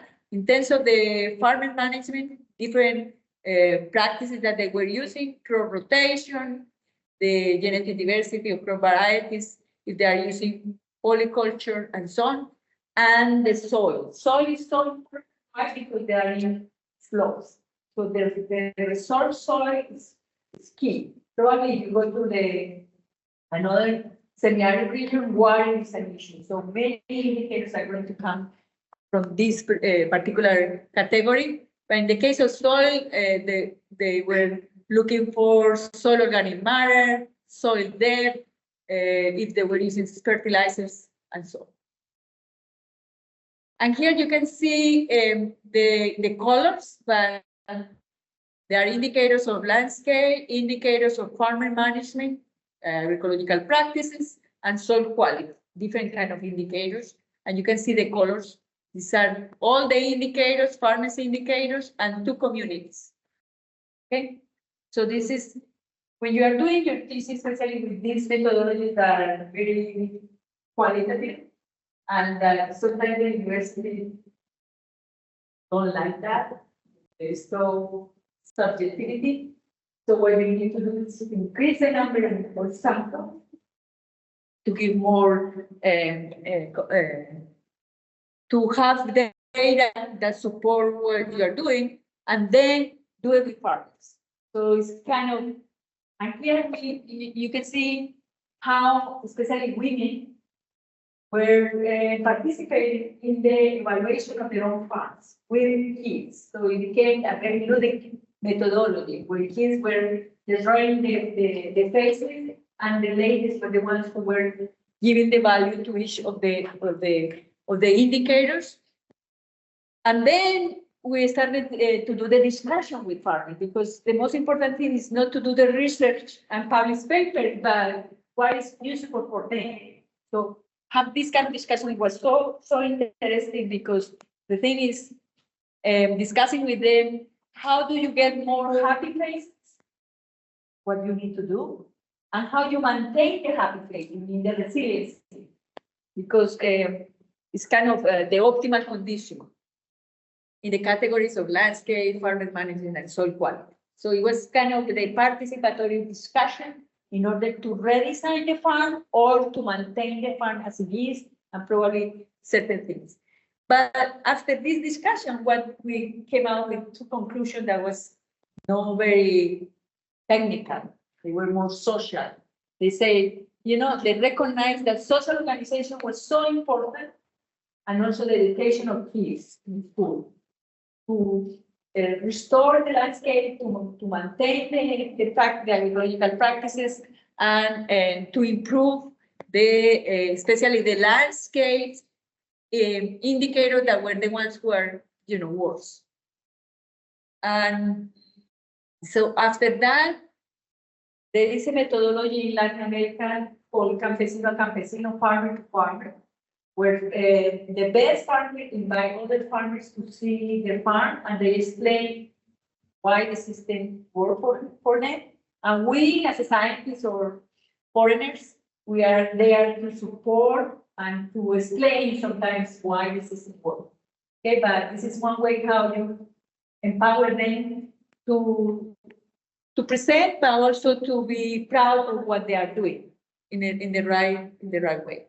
So this is more or less, if you are interested in this methodology, there is a paper from Paul Rice that is very interesting, because it shows how they arrive in certain kind of indicators. So I don't have the time to do it. This is another student of mine. He is a student that we work in Costa Rica with agroforestry system in Coco. So we wanted to see, because in this particular country, they suffer also for hurricanes. So we wanted to see if different stratification or different kind of agroforestry systems suffer less or more. You're going to see that he's comparing a very diversified agroforestry system compared with the cocoa with banana. So it was very different. And Edgar Talavera here, he didn't complicate too much. So what he was saying is using the colors. Green means less vulnerability or low vulnerability. Yellow is medium vulnerability, and red, it means high vulnerability. Okay, so the idea was to see what happened in the farms with the in red, the stay in red, what we need to do in order to move into the yellow or green to be more resilient. So what practices do we need to do? And here you can see that the indicators change according to the system. For example, we have landscape matrix that is very important. Slope, because most of these farmers also are in marginal environments in the hillside. The orientation of the slope is the winds come directly or not. That is very important. Soil cover, because they are in the slope. So this is one indicator that is very important.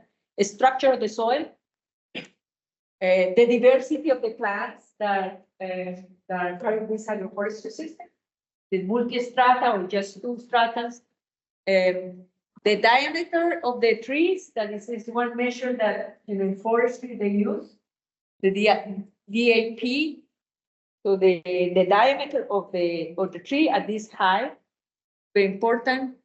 What you were saying, the drainage is very important. If they have this drainage for when it rains a lot, if they have wind breaks to reduce the speed of the wind, so very important to check if they are near the rivers or not. Another aspect. If they have another hills that are going to protect them from the hurricane or from the strong winds, and also the amount of food that they are producing in the agroforestry system for the families. Because with the hurricane, they suffer a lot of food insecurity, especially farmers that were specialized.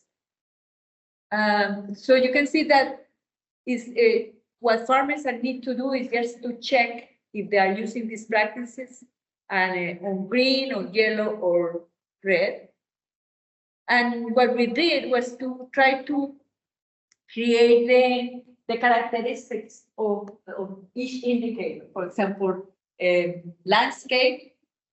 So we need to see if they have slopes, if they have variety of production surrounding to your farm. You have other farmers, and what kind of a slope do you have? More than 20%, 40%, 50%, like the one that I show in Colombia that are like this, very difficult. Slope orientation, if they are exposed to the winds or not.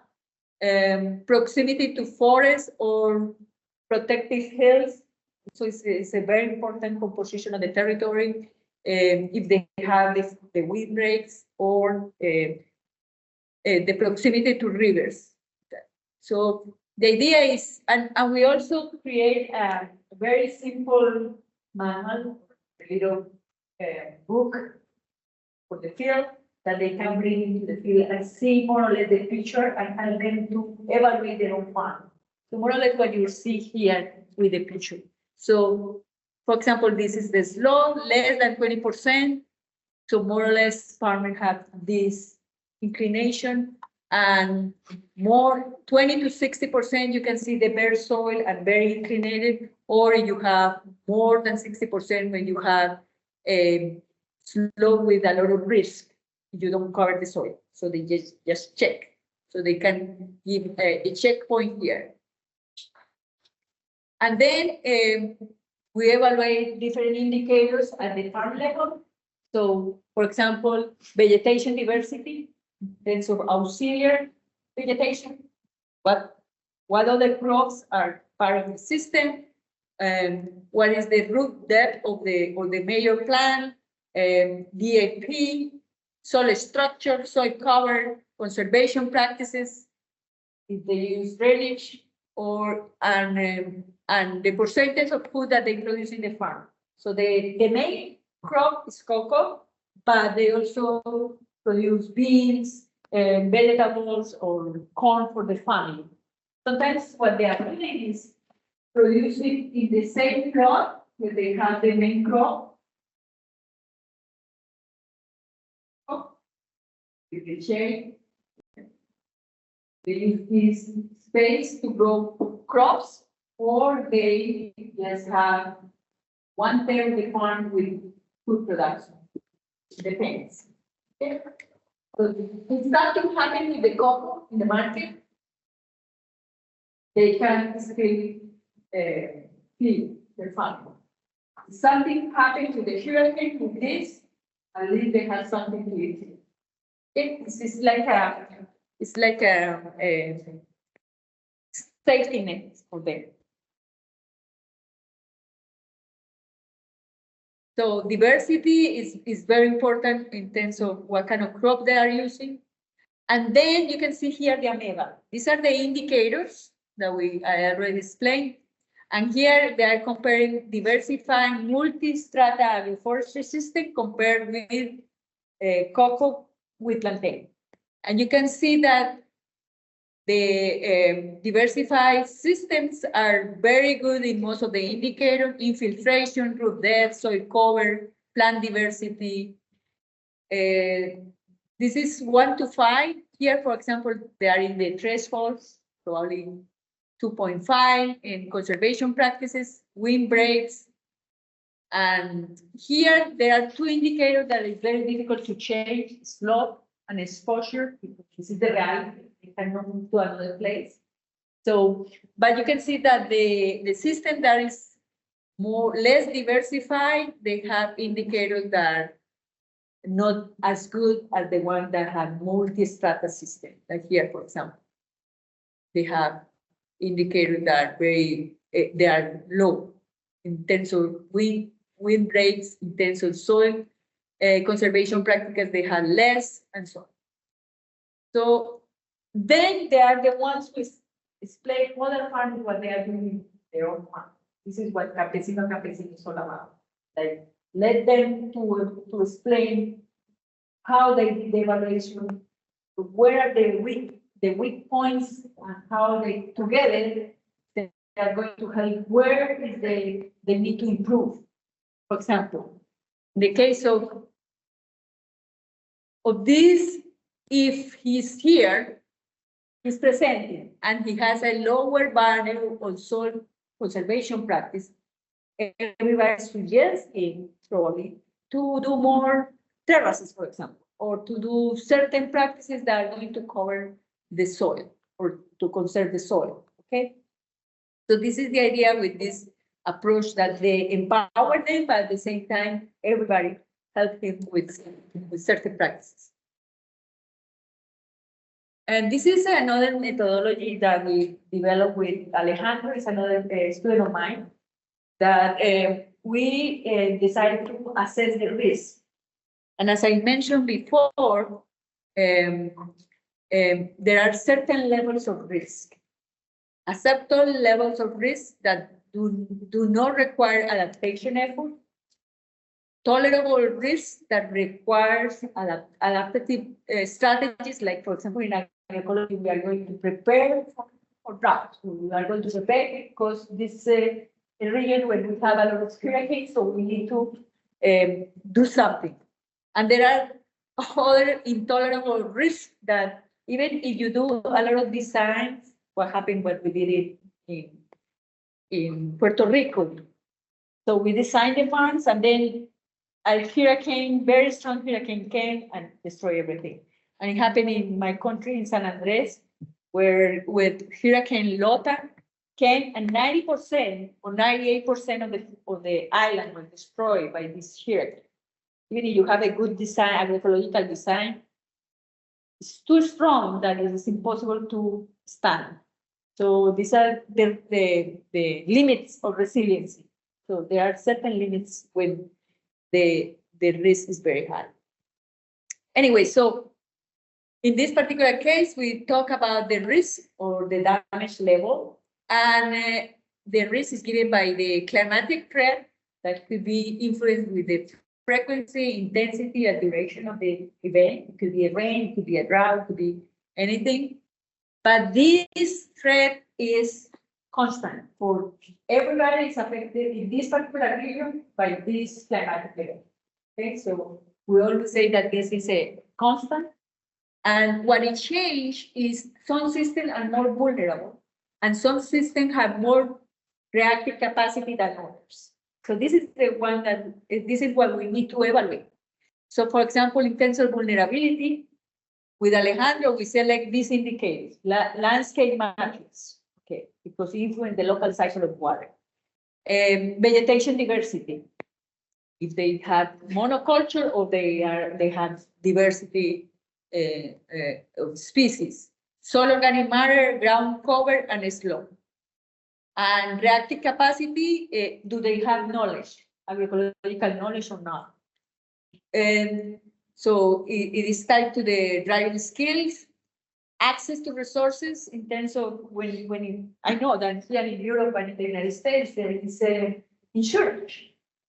In Latin America, it doesn't exist, but there are certain projects that help farmers during these events, and diversity of activities. For example, it's an economic activity that they just sell cocoa as a major economic activity. But starting with this, they have this production of other things. So this is kind of the diversity of activities that are important. Okay, so this is the formula that we is the risk. So threat that is constant, this is one. Here is the mean of the indicators of vulnerability over the mean of the indicators of reactive capacity. Okay, this is the formula that we are going to apply to all the farms.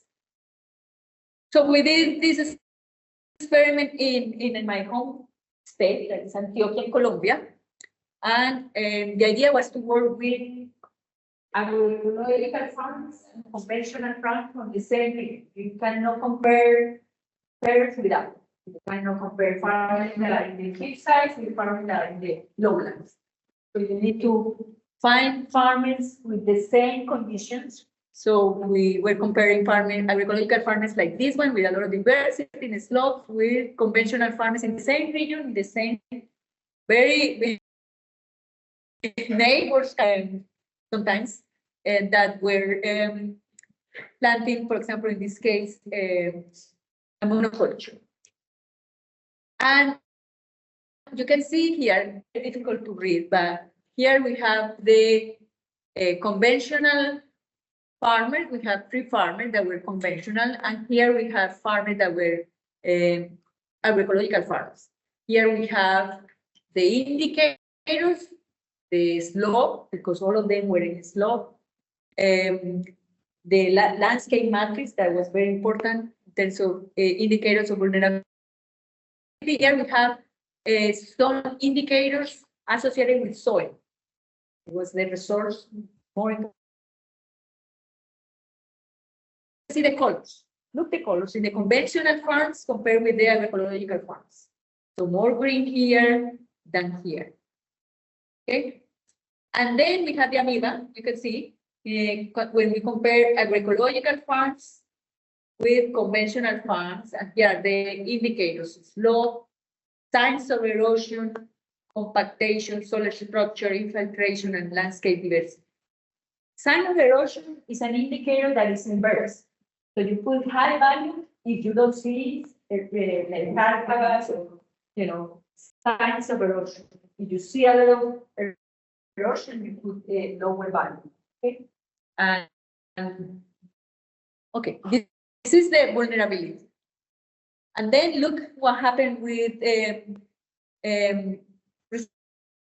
response capacity. So we can ask what the farmers are doing. For example, we have soil cover. If they are using hidden barriers because they are in hillsides, if they have water management, if they have organic matter, if they have terraces, seed banks, food production for the self-sufficiency for the family, and crop diversity, and you can see here that they decided to see if they have protected areas. And when you compare, you can see that these farms are more red and yellow than these farms are more green and yellow. Okay. But when you see the amoeba, you can see that the agroecological farms are much better than the conventional ones, right? But you can see here different points that are a little bit weak. This is 1 to 5. Okay, that we can improve the water management, we can improve, for example, independence on external inputs, so we can improve the management to not to buy input from outside, but depend on ecological processes. However, we can see here that both conventional and agroecological have a very low value in protected areas. Why? Because they are small farmers, we have less than 1 hectare. They cannot protect the forest because they need it for the production. So probably, I think like, we were very worried about this indicator. And we were thinking, do we take this indicator out or not? I said to Alejandro, no, leave it like that, because it's very important to see also the problems. Probably it was an indicator that we didn't take out because we were working with small farmers to understand the context. We didn't think when we select the indicators at the beginning. So this is something that I share with you because it's important to learn also from the mistakes. Anyway, so now we have the indicators of vulnerability and indicators of response capacity. What we are going to do is do the formula and plug them in this triangle. This is the triangle of texture. I don't know who are agronomists here, but when we learn texture, we have this, we have learned this. So Alejandro came with this idea with this formula. Let's say that we have here less than 1. If the risk is less than 1, they're going to be here because here is the response capacity, the threat, and the vulnerability. So we were able to plot each farm. All the agroecological farms were here with very low risk compared with these 2 farms that were conventional that were here. The index was between 1.5 or 4, medium risk. And if you have more than 4, it's high risk. But in this particular case, we didn't have farms that were so risky in terms of resiliency, okay? So in this particular case, is to see where they are, what kind of risk do they have, and using more or less the same concept of vulnerability and response capacity together. Okay.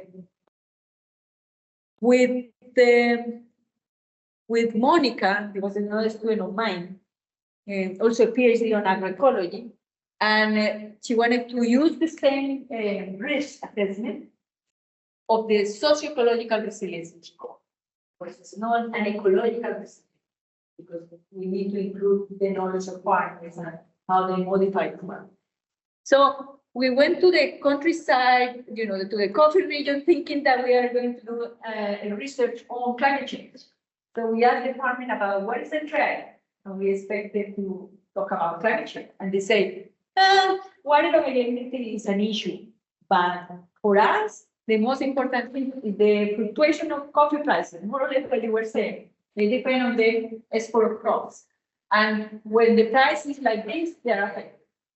So if farming is resilient, if they can overcome this problem or more or less be more resilient to this particular thing. So Monica was very worried because she belongs to this team of climate change and say, no, let's do these 2 threats. So we include the indicators of these 2 threats. Okay. So you can see that in vulnerability, we choose productivity because for them it was so important. Level of food self-sufficiency in terms of what happened if the price of coffee dropped. And resilient on external inputs because there were many farmers that were conventional. And the response capacity, we observe, okay, the percentage of risk associated with coffee, because the shade coffee is not just a wood. They can have citrus, they can have plantain, they can have avocado. That is to diversify the activity. If something happens with the coffee, they can sell the banana, they can sell the citrus, and they also can have corn beans. So it was very important. So you can see the percentage of trees associated with the coffee in terms of shade, soil cover, because they were in slopes, landscape diversity, crop diversity. They have different other crops like corn beans for the family. if they have, they depend on markets. For example, there are many people that sell directly to the consumers that have more solidarity with them, so they are direct marketing, or you have to sell to the association, Asociación de Cafeteros, that they have fixed price, or in farmers that have more fair trade, or they have other special market, more individual, that help them a lot. And the level of knowledge and the organization level. Okay. So you can see that we apply the same formula, the average of vulnerability and response capacity, the average of the indicators. And you can see here that we work with 9 different farmers, and we have farmers that are having a high level of vulnerability. Here, the value was 1 to 4, okay? So 2.6 is a very high value of vulnerability. They were very vulnerable. And in terms of response capacity, we have 2 farmers that were more or less much better than others, but no the maximum value. They were like 2.75. But look, this one, they don't have the response capacity that was very low. Means that they are very, you're going to see the risk that they have. So here in the table, the holistic risk index in these 9 farms, you can have the threat that is 1, constant. The vulnerability, you can see here per farm, it is the average that we have from all indicators of vulnerability. And then all indicators, the mean per farm of the response capacity. And then we have the holistic risk. Look, if the value is less than 1, they have very low, only 1 farm, very low risk. It means high resiliency. If the value is 1 to 1.5, is low risk. This one, this one, this one, and this one. And if you have values higher than 2, it means high risk. And we have this farm with high risk. So the idea is to identify what is the holistic risk that you have and where do you have to improve. So there is to do the transition because they were doing all this that were organic, to start the transition, and if you are organic and by using more redesign your farm with a approach. So tell us where. Also, you can do the amoeba. I don't want to repeat, but you can do the amoeba. Okay. Okay, this is another. For the professor that came late, I'm presenting the methodologies of the students. Here's the student that we were working on resiliency to climate change. So for that reason, I'm presenting some of my students and also Miguel's student. This is Lady Casillo. She's from Cuba. And she's a lawyer and an economist. Now she's an agroecologist. She's out now, she did the PhD in agroecology, but she is the daughter of the peasant, Cuba. So she has that combination of, she wanted to do a lot of things. I say, okay, relax. We need to do certain things that we can do. But anyway, she's very active in Facebook and Instagram. You want to look for the Finca del Medio. She has a very nice book on her research. Here is how she assesses resiliency. First of all, you need to know what do they adapt and why, what kind of event, and it could be a weather, but it could be associated with the prices, or it could be associated with that they don't have petroleum, or now the prices of fertilizers are so high. This is another concept of resiliency. Farmers can continue do the production or not. How do they adapt? What are the processes that they are taking? And what impact result from this intervention? It could be in the ecosystem, in the socioeconomic, or it could be in the integrated system. And the other thing that she's always, as an economist, very interested in the cost benefit. Okay, because farmers at the end, this is the activity, and you need to demonstrate to them that based off any intervention that you do, they are going to benefit. Otherwise, it will be very difficult to convince them. And so then it is necessary to do the assessment, and then we can have, so you started to change the system, but also you need to do other intervention in order to enhance the system. Like, okay, you look the weak points, you return and do something for enhance the system. And this is more or less the protocol, individual farm. So the idea is to evaluate with indicators and indices and see if we can change. One thing that she did that I really liked about this particular methodology is that she started to choose certain indicators that are more important than others. So she weighed certain indicators. That is very, very, very important, because in the other methodologies, all the indicators were with the same importance. And in this particular methodology, she weighed, give more value to the certain kind of indicator, critical indicators. And look, and the other thing that she did, she plotted them in 3 different sovereignty: food sovereignty, technological sovereignty, and energy sovereignty, and then economic efficiency. So she tried to organize the indicators like that. So for example, in terms of food sovereignty, that is more or less what we're discussing here, how much food they produce, period. She has 3 different indicators: people fed per hectare per year with protein, because they have animals in her farm. People fed with hectare per year with energy, with the crop that they have. And percentage of family food produced on the farm. And that one, she gave more value to the percentage of food that the farm produced for the family. Okay, so you can see that she weighed this one more here. Okay. In terms of technological sovereignty and practices that we use in agroecology, for example, she was evaluating the land equivalent ratio that Miguel was explaining that we discussed at the beginning.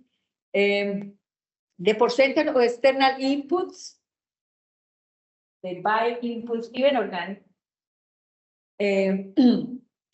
This is a production diversity using the Shannon and Weaver index that we use in ecology, the number of species that you have. And the innovative intensity of the farm, and the role of exploitation, the potential of this innovation associated with the technology that they have. Because in Cuba, farmers are, I showed several innovations, but in Cuba it's kind of, they even receive a recognition by the state if they have more innovation. So because they need, they have to, okay? So she gave more weight to this particular indicator. In terms of energy efficiency, I don't know, I think I presented her farm that have a high efficiency, as Miguel was saying. They are more efficient in the use of resources.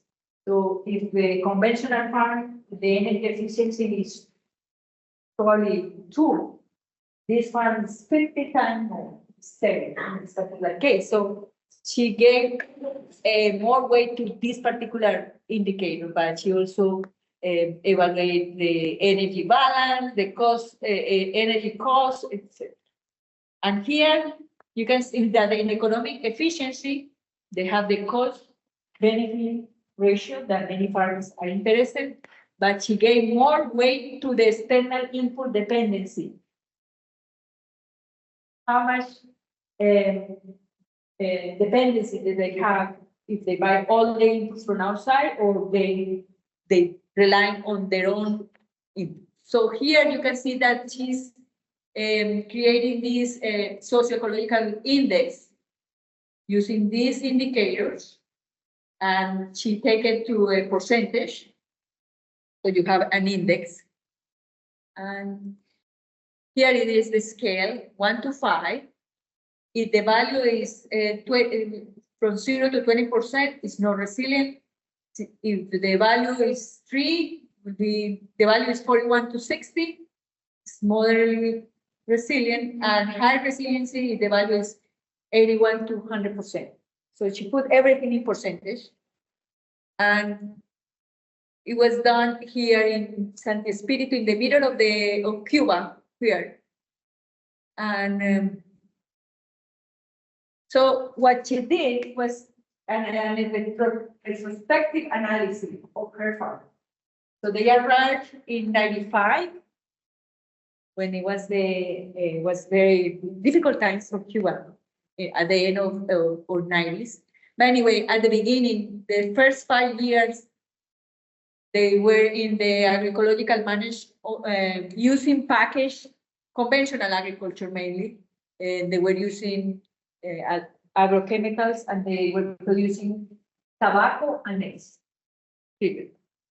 From 2001 to 2005, when the crisis hit Cuba very much because the collapse of the Soviet Union, no pesticides, no fertilizers. So they need to change, and they changed to organic, to agroecology. They were using a lot of practices focusing on diversification and to produce their own organic fertilizer. And then they decided to do a redesign of the farm. From 2006 to 2015, they started to think about, okay, it's necessary to have water. They need to have more energy efficiency. You can see here what they have, and use renewable energy sources and locally available resources to reduce the dependency. Conditions were very. And all the indicators that she measured, look what happened in this period. This was the farm, this was the optimum, the 100%. So, but you can see how you can make the system more resilient with the design. Okay? And most of the indicators were very, very, very high. And today, this is lady. This is Casimiro, her dad. They produce 90% of the food produced in the farm. So when we talk about food sovereignty, this is the reality. Okay, and they do all kinds. They do cheeses. They do they process all the food. That's kind of very interesting farm. But the most interesting thing is that they are closing cycles. So they have a biodigester. They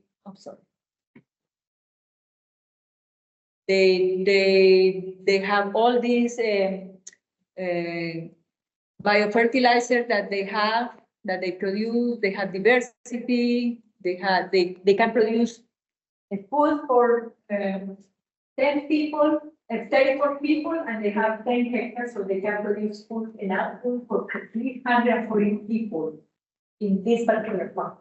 So she has all the analysis in terms of how much food they can produce, how many people they can produce, how efficient they are, also how resilient they are.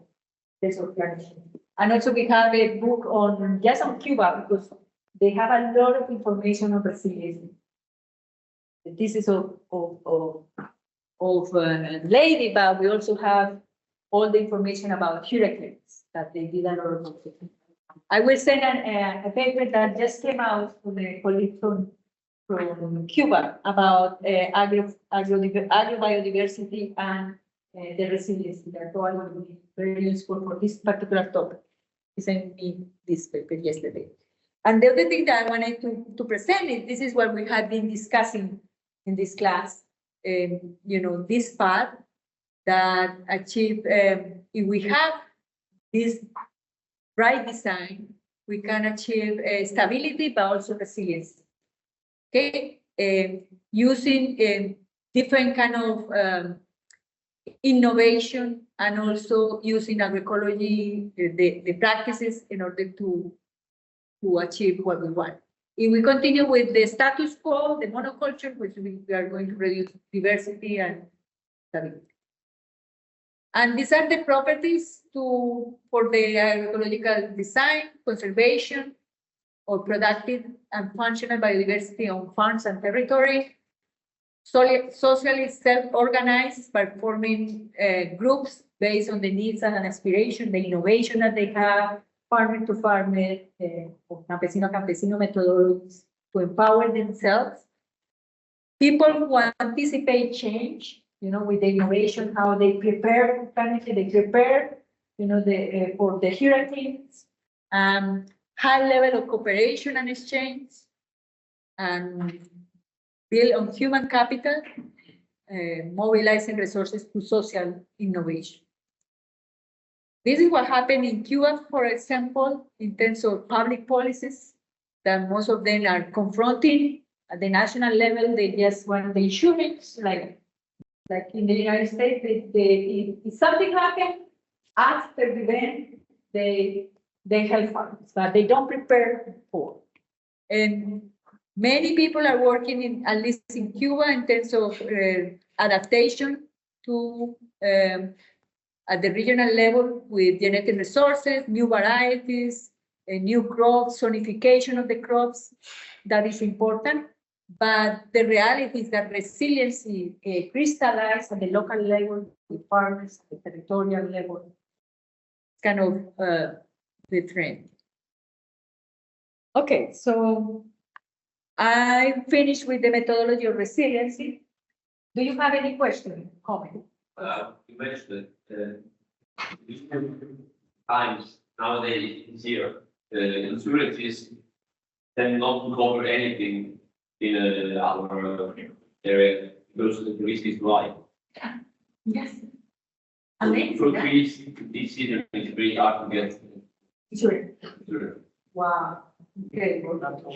You reach for more than 3-4 years, a light level, they don't even have issues for you for another years. Wow. Crazy.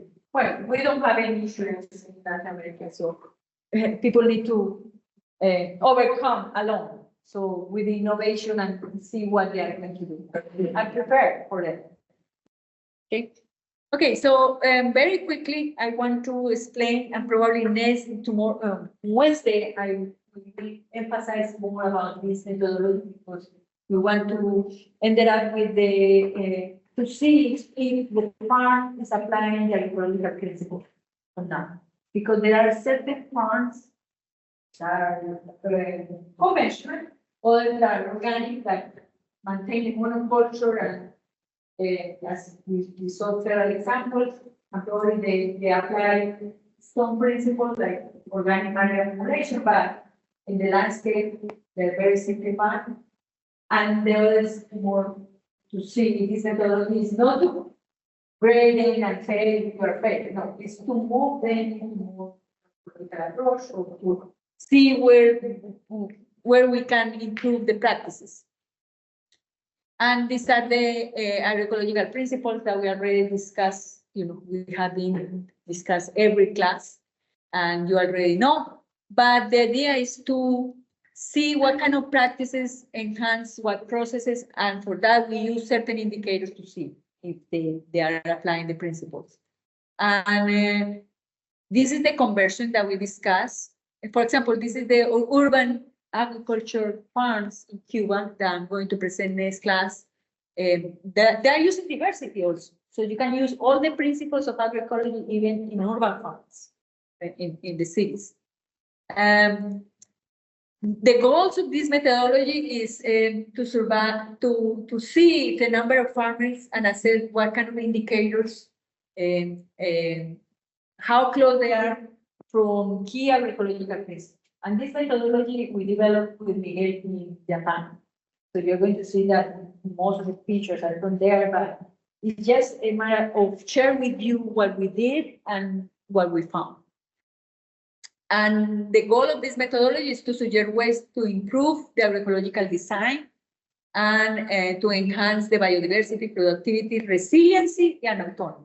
And the other thing that I want to say is that we don't design the farm just to control pests or to be more resilient. We need to design the farm to think in stability, resiliency, all kind of things, okay, and productivity. So here are the agroecological principles, here are the practices, and we need to assess if the practices that you have in the farm are performing well or not. So here are the indicators, and probably we need to modify the practice or use another practice, okay? The idea is that these practices enhance these processes and the agricultural performance. But this is the point that we need to see if the cover crop is the right cover crop, if the cover crop is enhancing soil structure, soil fertility, or the cover crop is enhancing biological control of. So that moment is key for advancing the. And what we are doing, or we try to do in this particular case, is to separate the indicators that were more important in terms of the principles.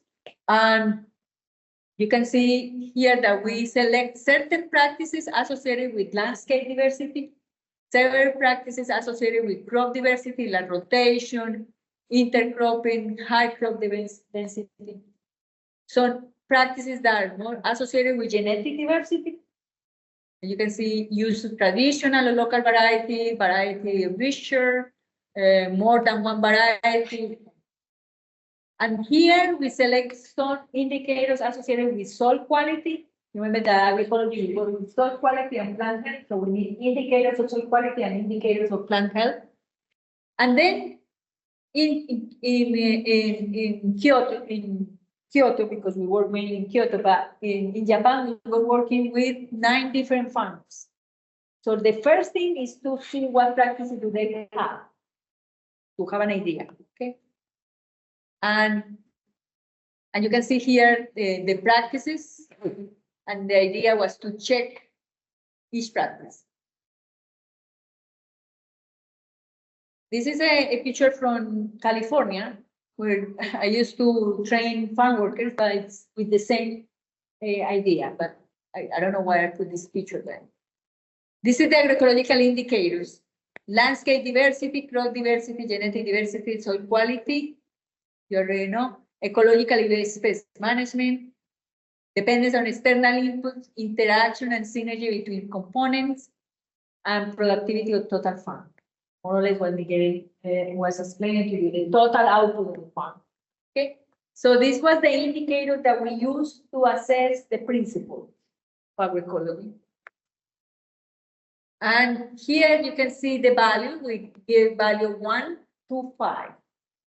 So this is kind of the explanation: what is 1, what is 2.5, that is the threshold, and what is 5. Okay, in landscape, I don't want to go into each indicator because it doesn't make sense, but it's very important for the people that are doing the evaluation to read and see more or less what value you can put here. Okay, in most of the courses we have a field day, but in this particular one we didn't have the opportunity to have field day. But once you start using this methodology, you understand better how it works. I hope with this slide I can explain. This is, for example, the evaluation criteria for landscape diversity. You can see here less than 5% of diversity, more than 30% with landscape diversity, according to the matrix. So you can, if this is the farm, we need to look around how is the matrix surrounding the farm, and you give a value 1 to 5.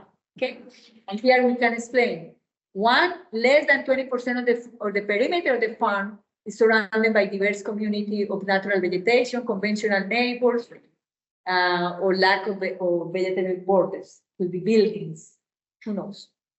And 5, this value that have more diversity. And I'm going to present some pictures, and you're going to see the difference between each indicators. When you go to the optometrist, that they do one eye and the other eye. So this is what I'm going to do. This is the landscape matrix. So you think about one value compared with this one. What is better, this one or this one? You remember that this is what you say. For me, it's so difficult to go to optometrist. This one or this one? But in this particular case, I think it's very obvious that this matrix compared this one that are monoculture or this one that have more diversity in the surrounding. Okay, this is more or less to familiarize with this evaluation because it's very subjective. In this case, look, this is surrounded by buildings. This case, this one is much better than this one, right? This one is much better than this one, sorry. This is picture from Japan. And the other thing in Japan is so difficult to evaluate because, for example, the aesthetic and the cleanness is the most important thing. So you cannot have weeds in the surrounding of the field because they put you a fine. The town put you a fine and a multa. So it's kind of very difficult because it's part of the culture and everything needs to be clean. Anyway, so for example, this farmer, he was saying, you know, I was considered crazy because we are allowed to have this vegetation here. They need to be very beautiful. Beautiful in quote. In terms of species diversity, you can see the difference between this one and this one. This is allotropy, that is one way how they can diversify, or this system that is more agroforestry, diversified, like the kind of agroforestry that we have in the tropics, but it's the condition, the context, etc. But just to give you an idea, this is polyculture. This one is a polyculture that have probably 4 species: corn, bean, squash, chiles, and this one that have only corn and beans. Which one is better? Or which one has more value? Obviously, this one has more value. Species diversity, this one is a monoculture versus this one. It's lettuce, but different varieties, probably. Or different crops. It's not only lettuce are here, they have other species. Here, for example, this is Japan. It's another thing that they use a lot of plastic. Here also, we saw we were in farm visiting after this class on Friday, we visit some farmers, and they have a plastic because label is so expensive, same there. And over there, they don't want migration. This is another issue that you need to understand in order to do the evaluation, because somebody from Latin America comes here, they put a very low grade, but as a Japanese, we need to understand what is the value here. But the value here is that they have diversity in every row, they have diversity, okay? Because management is much better like this than the one that we want, than we have in Latin America. This is the best farmer that we found in Japan. He was using intercropping, you know, in the same bed, they have 2 crops. And in terms of genetic diversity, it could be just one variety that dominates the farm, or different varieties organized in a way that allow them to harvest the market, you know.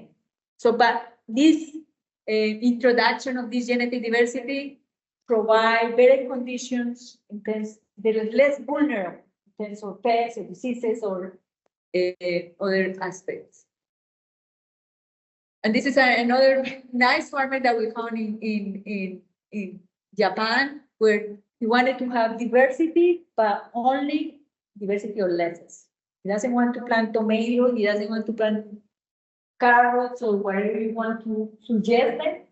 But you need to understand that the markets sometimes for them or they have their markets on lettuce. So what kind of modification they can do in order to maintain their condition. And others have temporal diversity. So, for example, they have, for example, potatoes, and they have ryegrass in this, they plant like this, or different other cover crops. Or they have potatoes and ryegrass, potato, ryegrass, okay? This was the most advanced farmer that we found. They have the highest value. And here, for example, they produce carrot with this vegetation that they allow to be intercrop. And this vegetation have benefits on natural enemies sometimes. And it's much better than the bare soil. So probably, and this one, they have this auxiliary vegetation. I call auxiliary because when you call weeds, people feel like no, they cannot allow them auxiliary because they are playing key ecological roles in the system to control pests. And this is potato. All of them are organic. They are very close to agroecological approach. And these, for example, they are crazy farmers for the standards of Japanese that allow the presence of certain flowers in the system or auxiliary vegetation. And this is the natural vegetation, and here they have the cross with this plastic that I don't like it, but this is the reality that they have to do it. And but at least they are allowing these corridors. You remember that we talked about the beetle bands that with these grasses increase the population of these predators. Very good for controlling pests.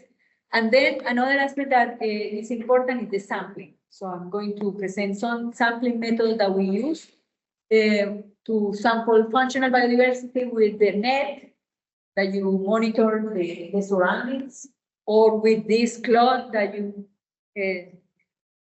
try to see what it is in the flowers. And also in terms of soil quality, you remember that is another indicator, landscape diversity, genetic diversity with the features. Then another indicator of principles, the two pillars, soil quality and plant. So let me explain very quickly the evaluation criteria for soil quality. So we have different indicators. So soil structure is so important. So for example, if you just take the aggregate, I put it in a water and see if they dissolve. For example, it's very easy to see if they maintain the structure or they dissolve. To see the structure, microbial activity, organic matter accumulation, soil cover. This is the indicator that we put here. But you can do your own analysis on soil indicators. It's another methodology that we developed with long time ago with farmers in Colombia and in Costa Rica. So, for example, here are different kind of indicators to assess soil quality, structure, compactation, soil depth, and then we have an average of soil quality. And also it's very important where do you take the sample in order to have take the heterogeneity of the field. You cannot stay in one side of the farm because probably the soil is totally different in other parts of Europe. So the other thing, let me see if I have this. Okay, I'm going to these indicators of soil cover with this quadrant, where you can see what percentage of the soil is covered with dead plant or green plant. So here, for example, it's like 70% of the quadrant is covered. So it has a value close to 5 or close to 10. You can have values 1 to 10. And here, for example, it's 70. It will be 7, the value that you're going to give to soil cover. And compactation, we use a gancho, so it's a alambre, like a stick that you can introduce into the soil to see how the penetration. It is, for some reason, something is blockading your penetration. It means that there is a hard pan. Okay, so give you an idea of the compactation. And the root development, for example, here, we are showing the root went like that. You know, instead of continue going straight to the soil, probably it's because there is a hard part that doesn't allow the root to penetrate. So this is very important. And sometimes here we were lucky that were trees that they took away. But you are in an orchard, you cannot take but you can take you cannot take the tree, but you can take the weeds to see how the weed develop. And the organic matter accumulation, so you can see with cover crops or with mulch, they have more organic accumulation than in this case where you have, I'm sorry, bare soil. Okay. Here, for example, is the biological condition of the soil. So here you can see soil that is bare soil, that is compact. So you can see the hard pan even compared with this soil that had more roots, that had more penetration, that had more organic matter. So see the biological condition of the soil is a key issue to determine what is the condition of the soil quality. The other thing is observe macrofauna, earthworms, for example, so important in this particular case, or look for the aggregates. As I said, these, for example, have very low organic matter. You can see here how it dissolves very quickly compared with this one that maintain the aggregates. They have more glomalina, and they have, you know, this particular sticky, the different aggregates maintain the structure. Very important.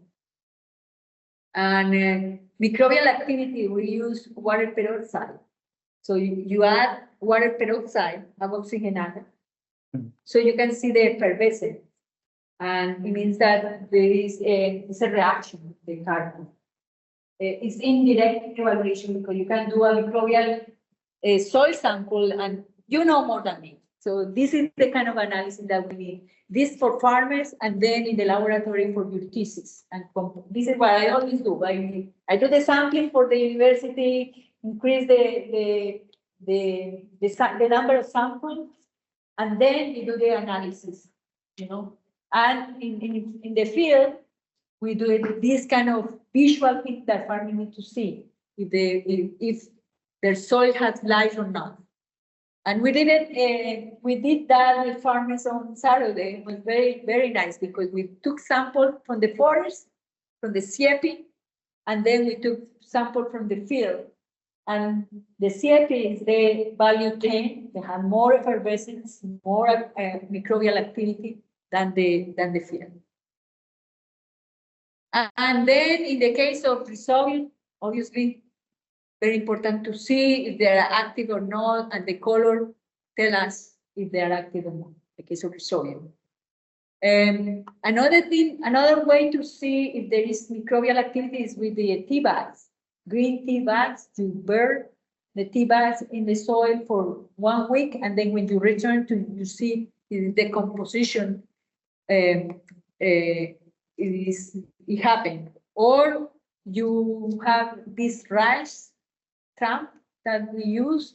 You cook the rice without oil, just water, and then you burn this in the soil to see after certain days what kind of microorganisms are here. So the bacteriology and the people that work in this area help us to identify what is in these systems.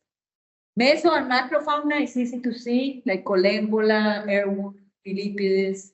So, or even the signs. Here, for example, is the tunnel of the earthworm, so you also can see this. So observation is key. Or, for example, for predators that are in the soil, pitfall traps, the carabi beetle comes here, or the collembola, so we can capture them here. So you put it. These traps help us to take data, or you can take the sample and start looking what is there. Okay, that is more or less what they are doing here. So there are many signs of living in the soil, so we need to start learning what do we need to see. Okay, we need to return to the field because sometimes we are focusing our research on the laboratory, but we don't know how to see these signs in the field. So we need to combine both. And here is a representation of these indicators of soil quality. This is in Costa Rica, and that we are evaluating two different coffee systems, one with organic and other in transition. And you can see that the transition has very values in for example, in biological activity, and also very low on soil cover. So this one tells us what we need to do. If we add more soil cover, probably in next evaluation, we are going to have this indicator higher.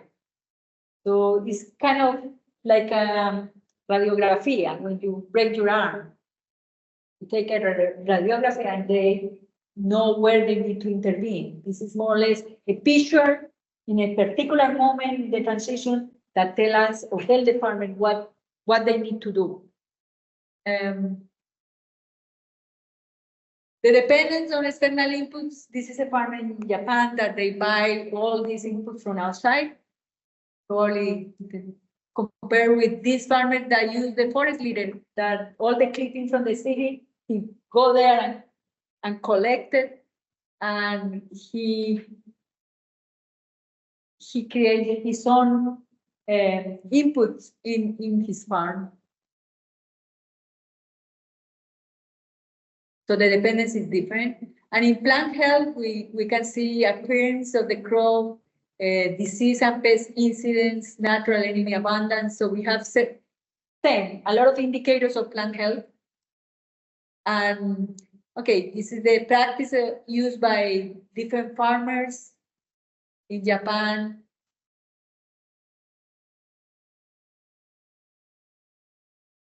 And here is the comparison of different farms in Japan that I just wanted to take your attention. This is in Kyoto Prefecture, that we have a very good farmer here. You can see the yellow one. And others are under the 2.5. 2.5 is like the threshold. So under this value, we need to work higher. They are towards more sustainability, more stability. This is in Hiroshima Prefecture. So the same, we work with 3 farmers here that were much better. You can see that most of the values are higher than 2.5. Plant health, synergy, dependence on external input. This one also is an inverse value. You have higher dependency, you have lower value. Lower dependency, high value. And here is in Ohara, in Kyoto Prefecture. Here, these are 2 farmers that are starting the process of conversion. So you can see that the amoebas are not as good as the other ones, but they are in progress, I can say. They only have 2 years of conversion, so they need to improve many indicators. And the idea was to when you work with many farmers, you can see that there are 2 farmers that are very good. They have higher values on different indicators. So these are the ones that we call lighthouse. So there are farmers that are very good, that they can share the information with other farmers, and they understand because they are in the same condition. So why do you have higher value? What, not to copy, but to understand what are the processes. And here is to finish with this, these are the indicators that we evaluated in Kyoto. And you can see that we have not the best, but we have several farmers that are in good conditions to start this process of sharing with others. And well, with this slide, I want to finish. And yeah, more or less, this is what the idea with the methodology is, to give you certain elements, certain indicators, certain ideas, and then you think in your project or in your research, or what indicators you will include in the evaluation according to the climatic event that you have, or the transition process that you are having in the environment. More or less. Thank you. I don't know if there's any question or comment. Only very happy. 15 minutes past 12, I'm sorry. Any- There are some questions from home, from Martina or Francesco, or here from. How long it takes to do service like this? In terms of in the field, Yeah, very, in one day we can do assess the evaluation of one farm together with the farmer. It depends how big is the farm, but the idea is to have this evaluation in different parts to have an average. So it's like, it depends what do you want this methodology. To do research, you need to come back several times. But if you wanted to assess with farmers and to teach them how to do it, and they can do it every year during the transition, or depending on the seasons, for example.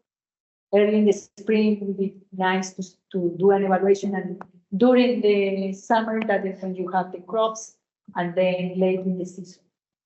Or more like, what your question? yeah, but according to my understanding, this kind of service, it was just in order to create the situation, is the point zero, The diagnosis, yes. yeah, for each farmer, Mhm. and then to discuss with them in order to develop a special strategies for them in order to, Move, yeah, yeah. to show the criticism, the weak point Mhm. that you have highlighted to different. So the first is the year zero, for example, the diagnosis, what kind of situation do you have? Okay, so we can do the amoeba, we can analyze the soil, we can analyze the landscape, the birds, all these indicators that probably are low because they're conventional. Then from there, you take actions in terms of, okay, how you ambition your university, your farm. So this is a goal. But what you can do in the first year, the second year, the third year, but every year you need to do the evaluation.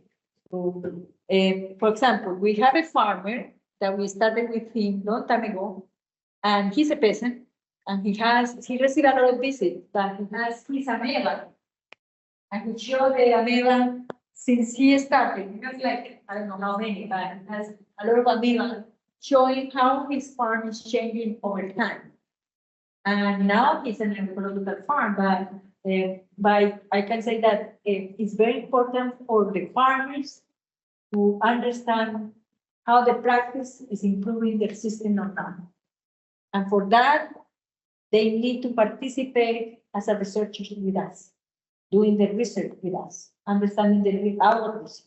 Because it's very difficult when we have a research that is made at the university. I don't know if here, but most of the research is from the university or the research institution, then go to the extensionists, and the extensionists go to farm.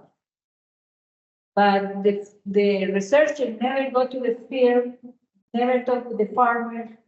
So sometimes for a farmer, it's very difficult to understand the research. And so I think we need to be more horizontal in a way that they have one knowledge, we have one knowledge, how we can work together. The extension, the researchers and the farmers. Because sometimes our research question needs to be responding to the needs that they have, or to understand why the system works. Because I imagine that you have, we visited 2 farms in 2 days that were amazing, vegetable farms, and they were commercial. Two brothers that decided 5 years ago to be a farmers, and they had a beautiful farm in near Parma. And he's an architecture and the other is a civil engineering, and they decided to be a farmer. And the farm yesterday, sorry, they was 40 years doing this, but anyway, so there are 2 kinds. I don't know if I answered your question, but it depends what the reality and how this methodology helps you to move. You want to say something? Yeah. I don't know if Clara, did you talk about the criteria? There are more of this. Because what happens when you're working with many farmers, it is important to find indicators. Sometimes farmers have their own indicators. For example, you can ask a farmer, how do you know if your soil is good? The farmer might say, the smell of the soil. Or somebody will say the color of the soil. So you need, those are new ideas, because sometimes I'm researching, we don't think about the smell of the soil, we don't think about the color of the soil. So first of all, the input of the farmers is important to define the indicators, okay? Second is the criteria. For example, when are we gonna give a value of 1, and when are we gonna give a value of 5, then whatever the scale is. To a soil, for example, you look at the soil, you look at the structure of the soil, when are you gonna give it a 10, when are you gonna give it a 1? So you need to discuss with the farmer, so that we all arrive at more or less some criteria, and we understand, that 10 is this and 1 is this, and what is the criteria, so that all the farmers together, you're gonna do comparison with farmers. You need to have common criteria for certain indicators. And once you go through the exercise, which sometimes we do this we do training, like we spend a training first, and then the second day we assess the farmer. And they're gonna need us according to the value they pay. Now, when you have low values, under 5 or under 2.5 grams, let's say we're using a scale 1 to 10, 5 would be kind of a threshold. And values under 5 would be, they're not good, so they need to improve. So that's when the discussion comes about. Okay. Well, you need Our to, diversity is low, the landscape diversity is low, the soil organic matter is low, this and that. But what practices now farmers can use in order to enhance those values?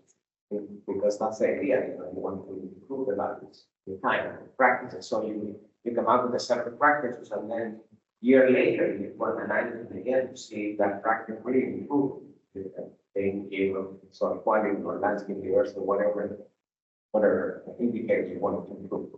But then, in the discussion with the farmers, that's when it comes, the reality. Because the farmers, what they want, you can come up with a lot of ideas. You need to do genetic diversity, you need to do crop rotation, you need to do the cropping, you need to do this, that, and that. Long list sometimes, and the farmer responds to certain things that are practical for them. For example, the cost. That would be very important. If I need to put a survey or how much does the seed cost, or access to the technology, to the practice. Is it easy to find pavilion? How much it costs, and is it easy to find them, or do I have to order it from somewhere else? The other one is the impact. Is it something that will impact soil quality? Will take 1 year or 3 years? Sometimes it's practical staying time. If you do a cover crop, it doesn't impact soil quality immediately. It takes 2, 3, 5 years. So they want to know how fast they impact, or how, when am I going to see improvement? Let's see.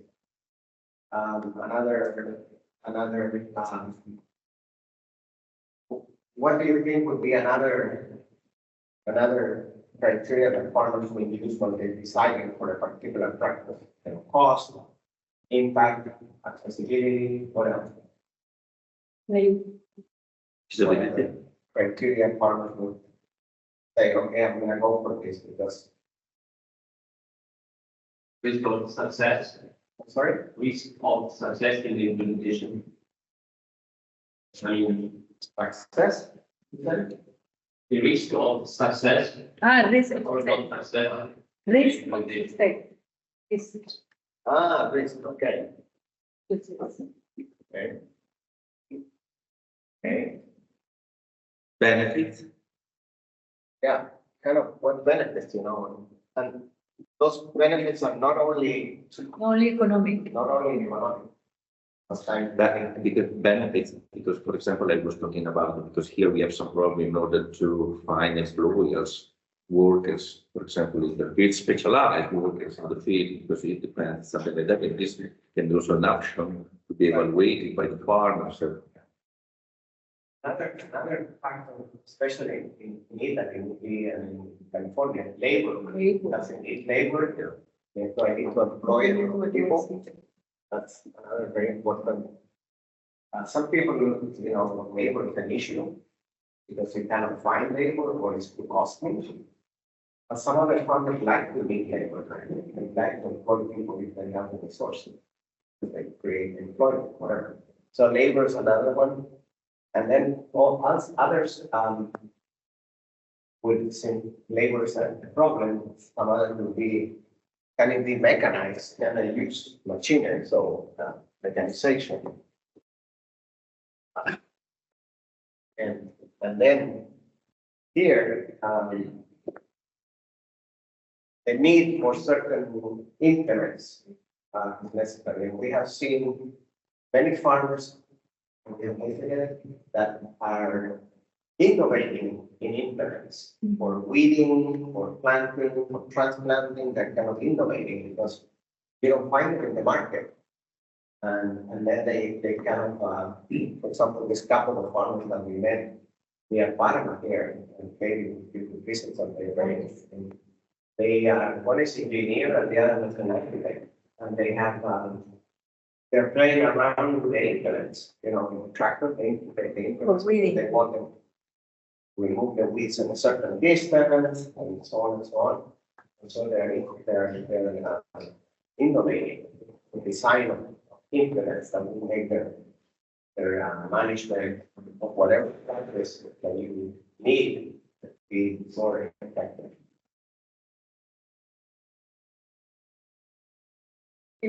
Any other comment or question? Because I know that we passed time, so that would be nice. there are some questions from home.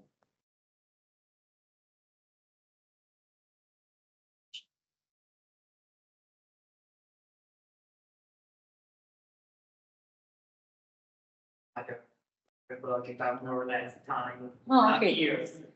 Yeah.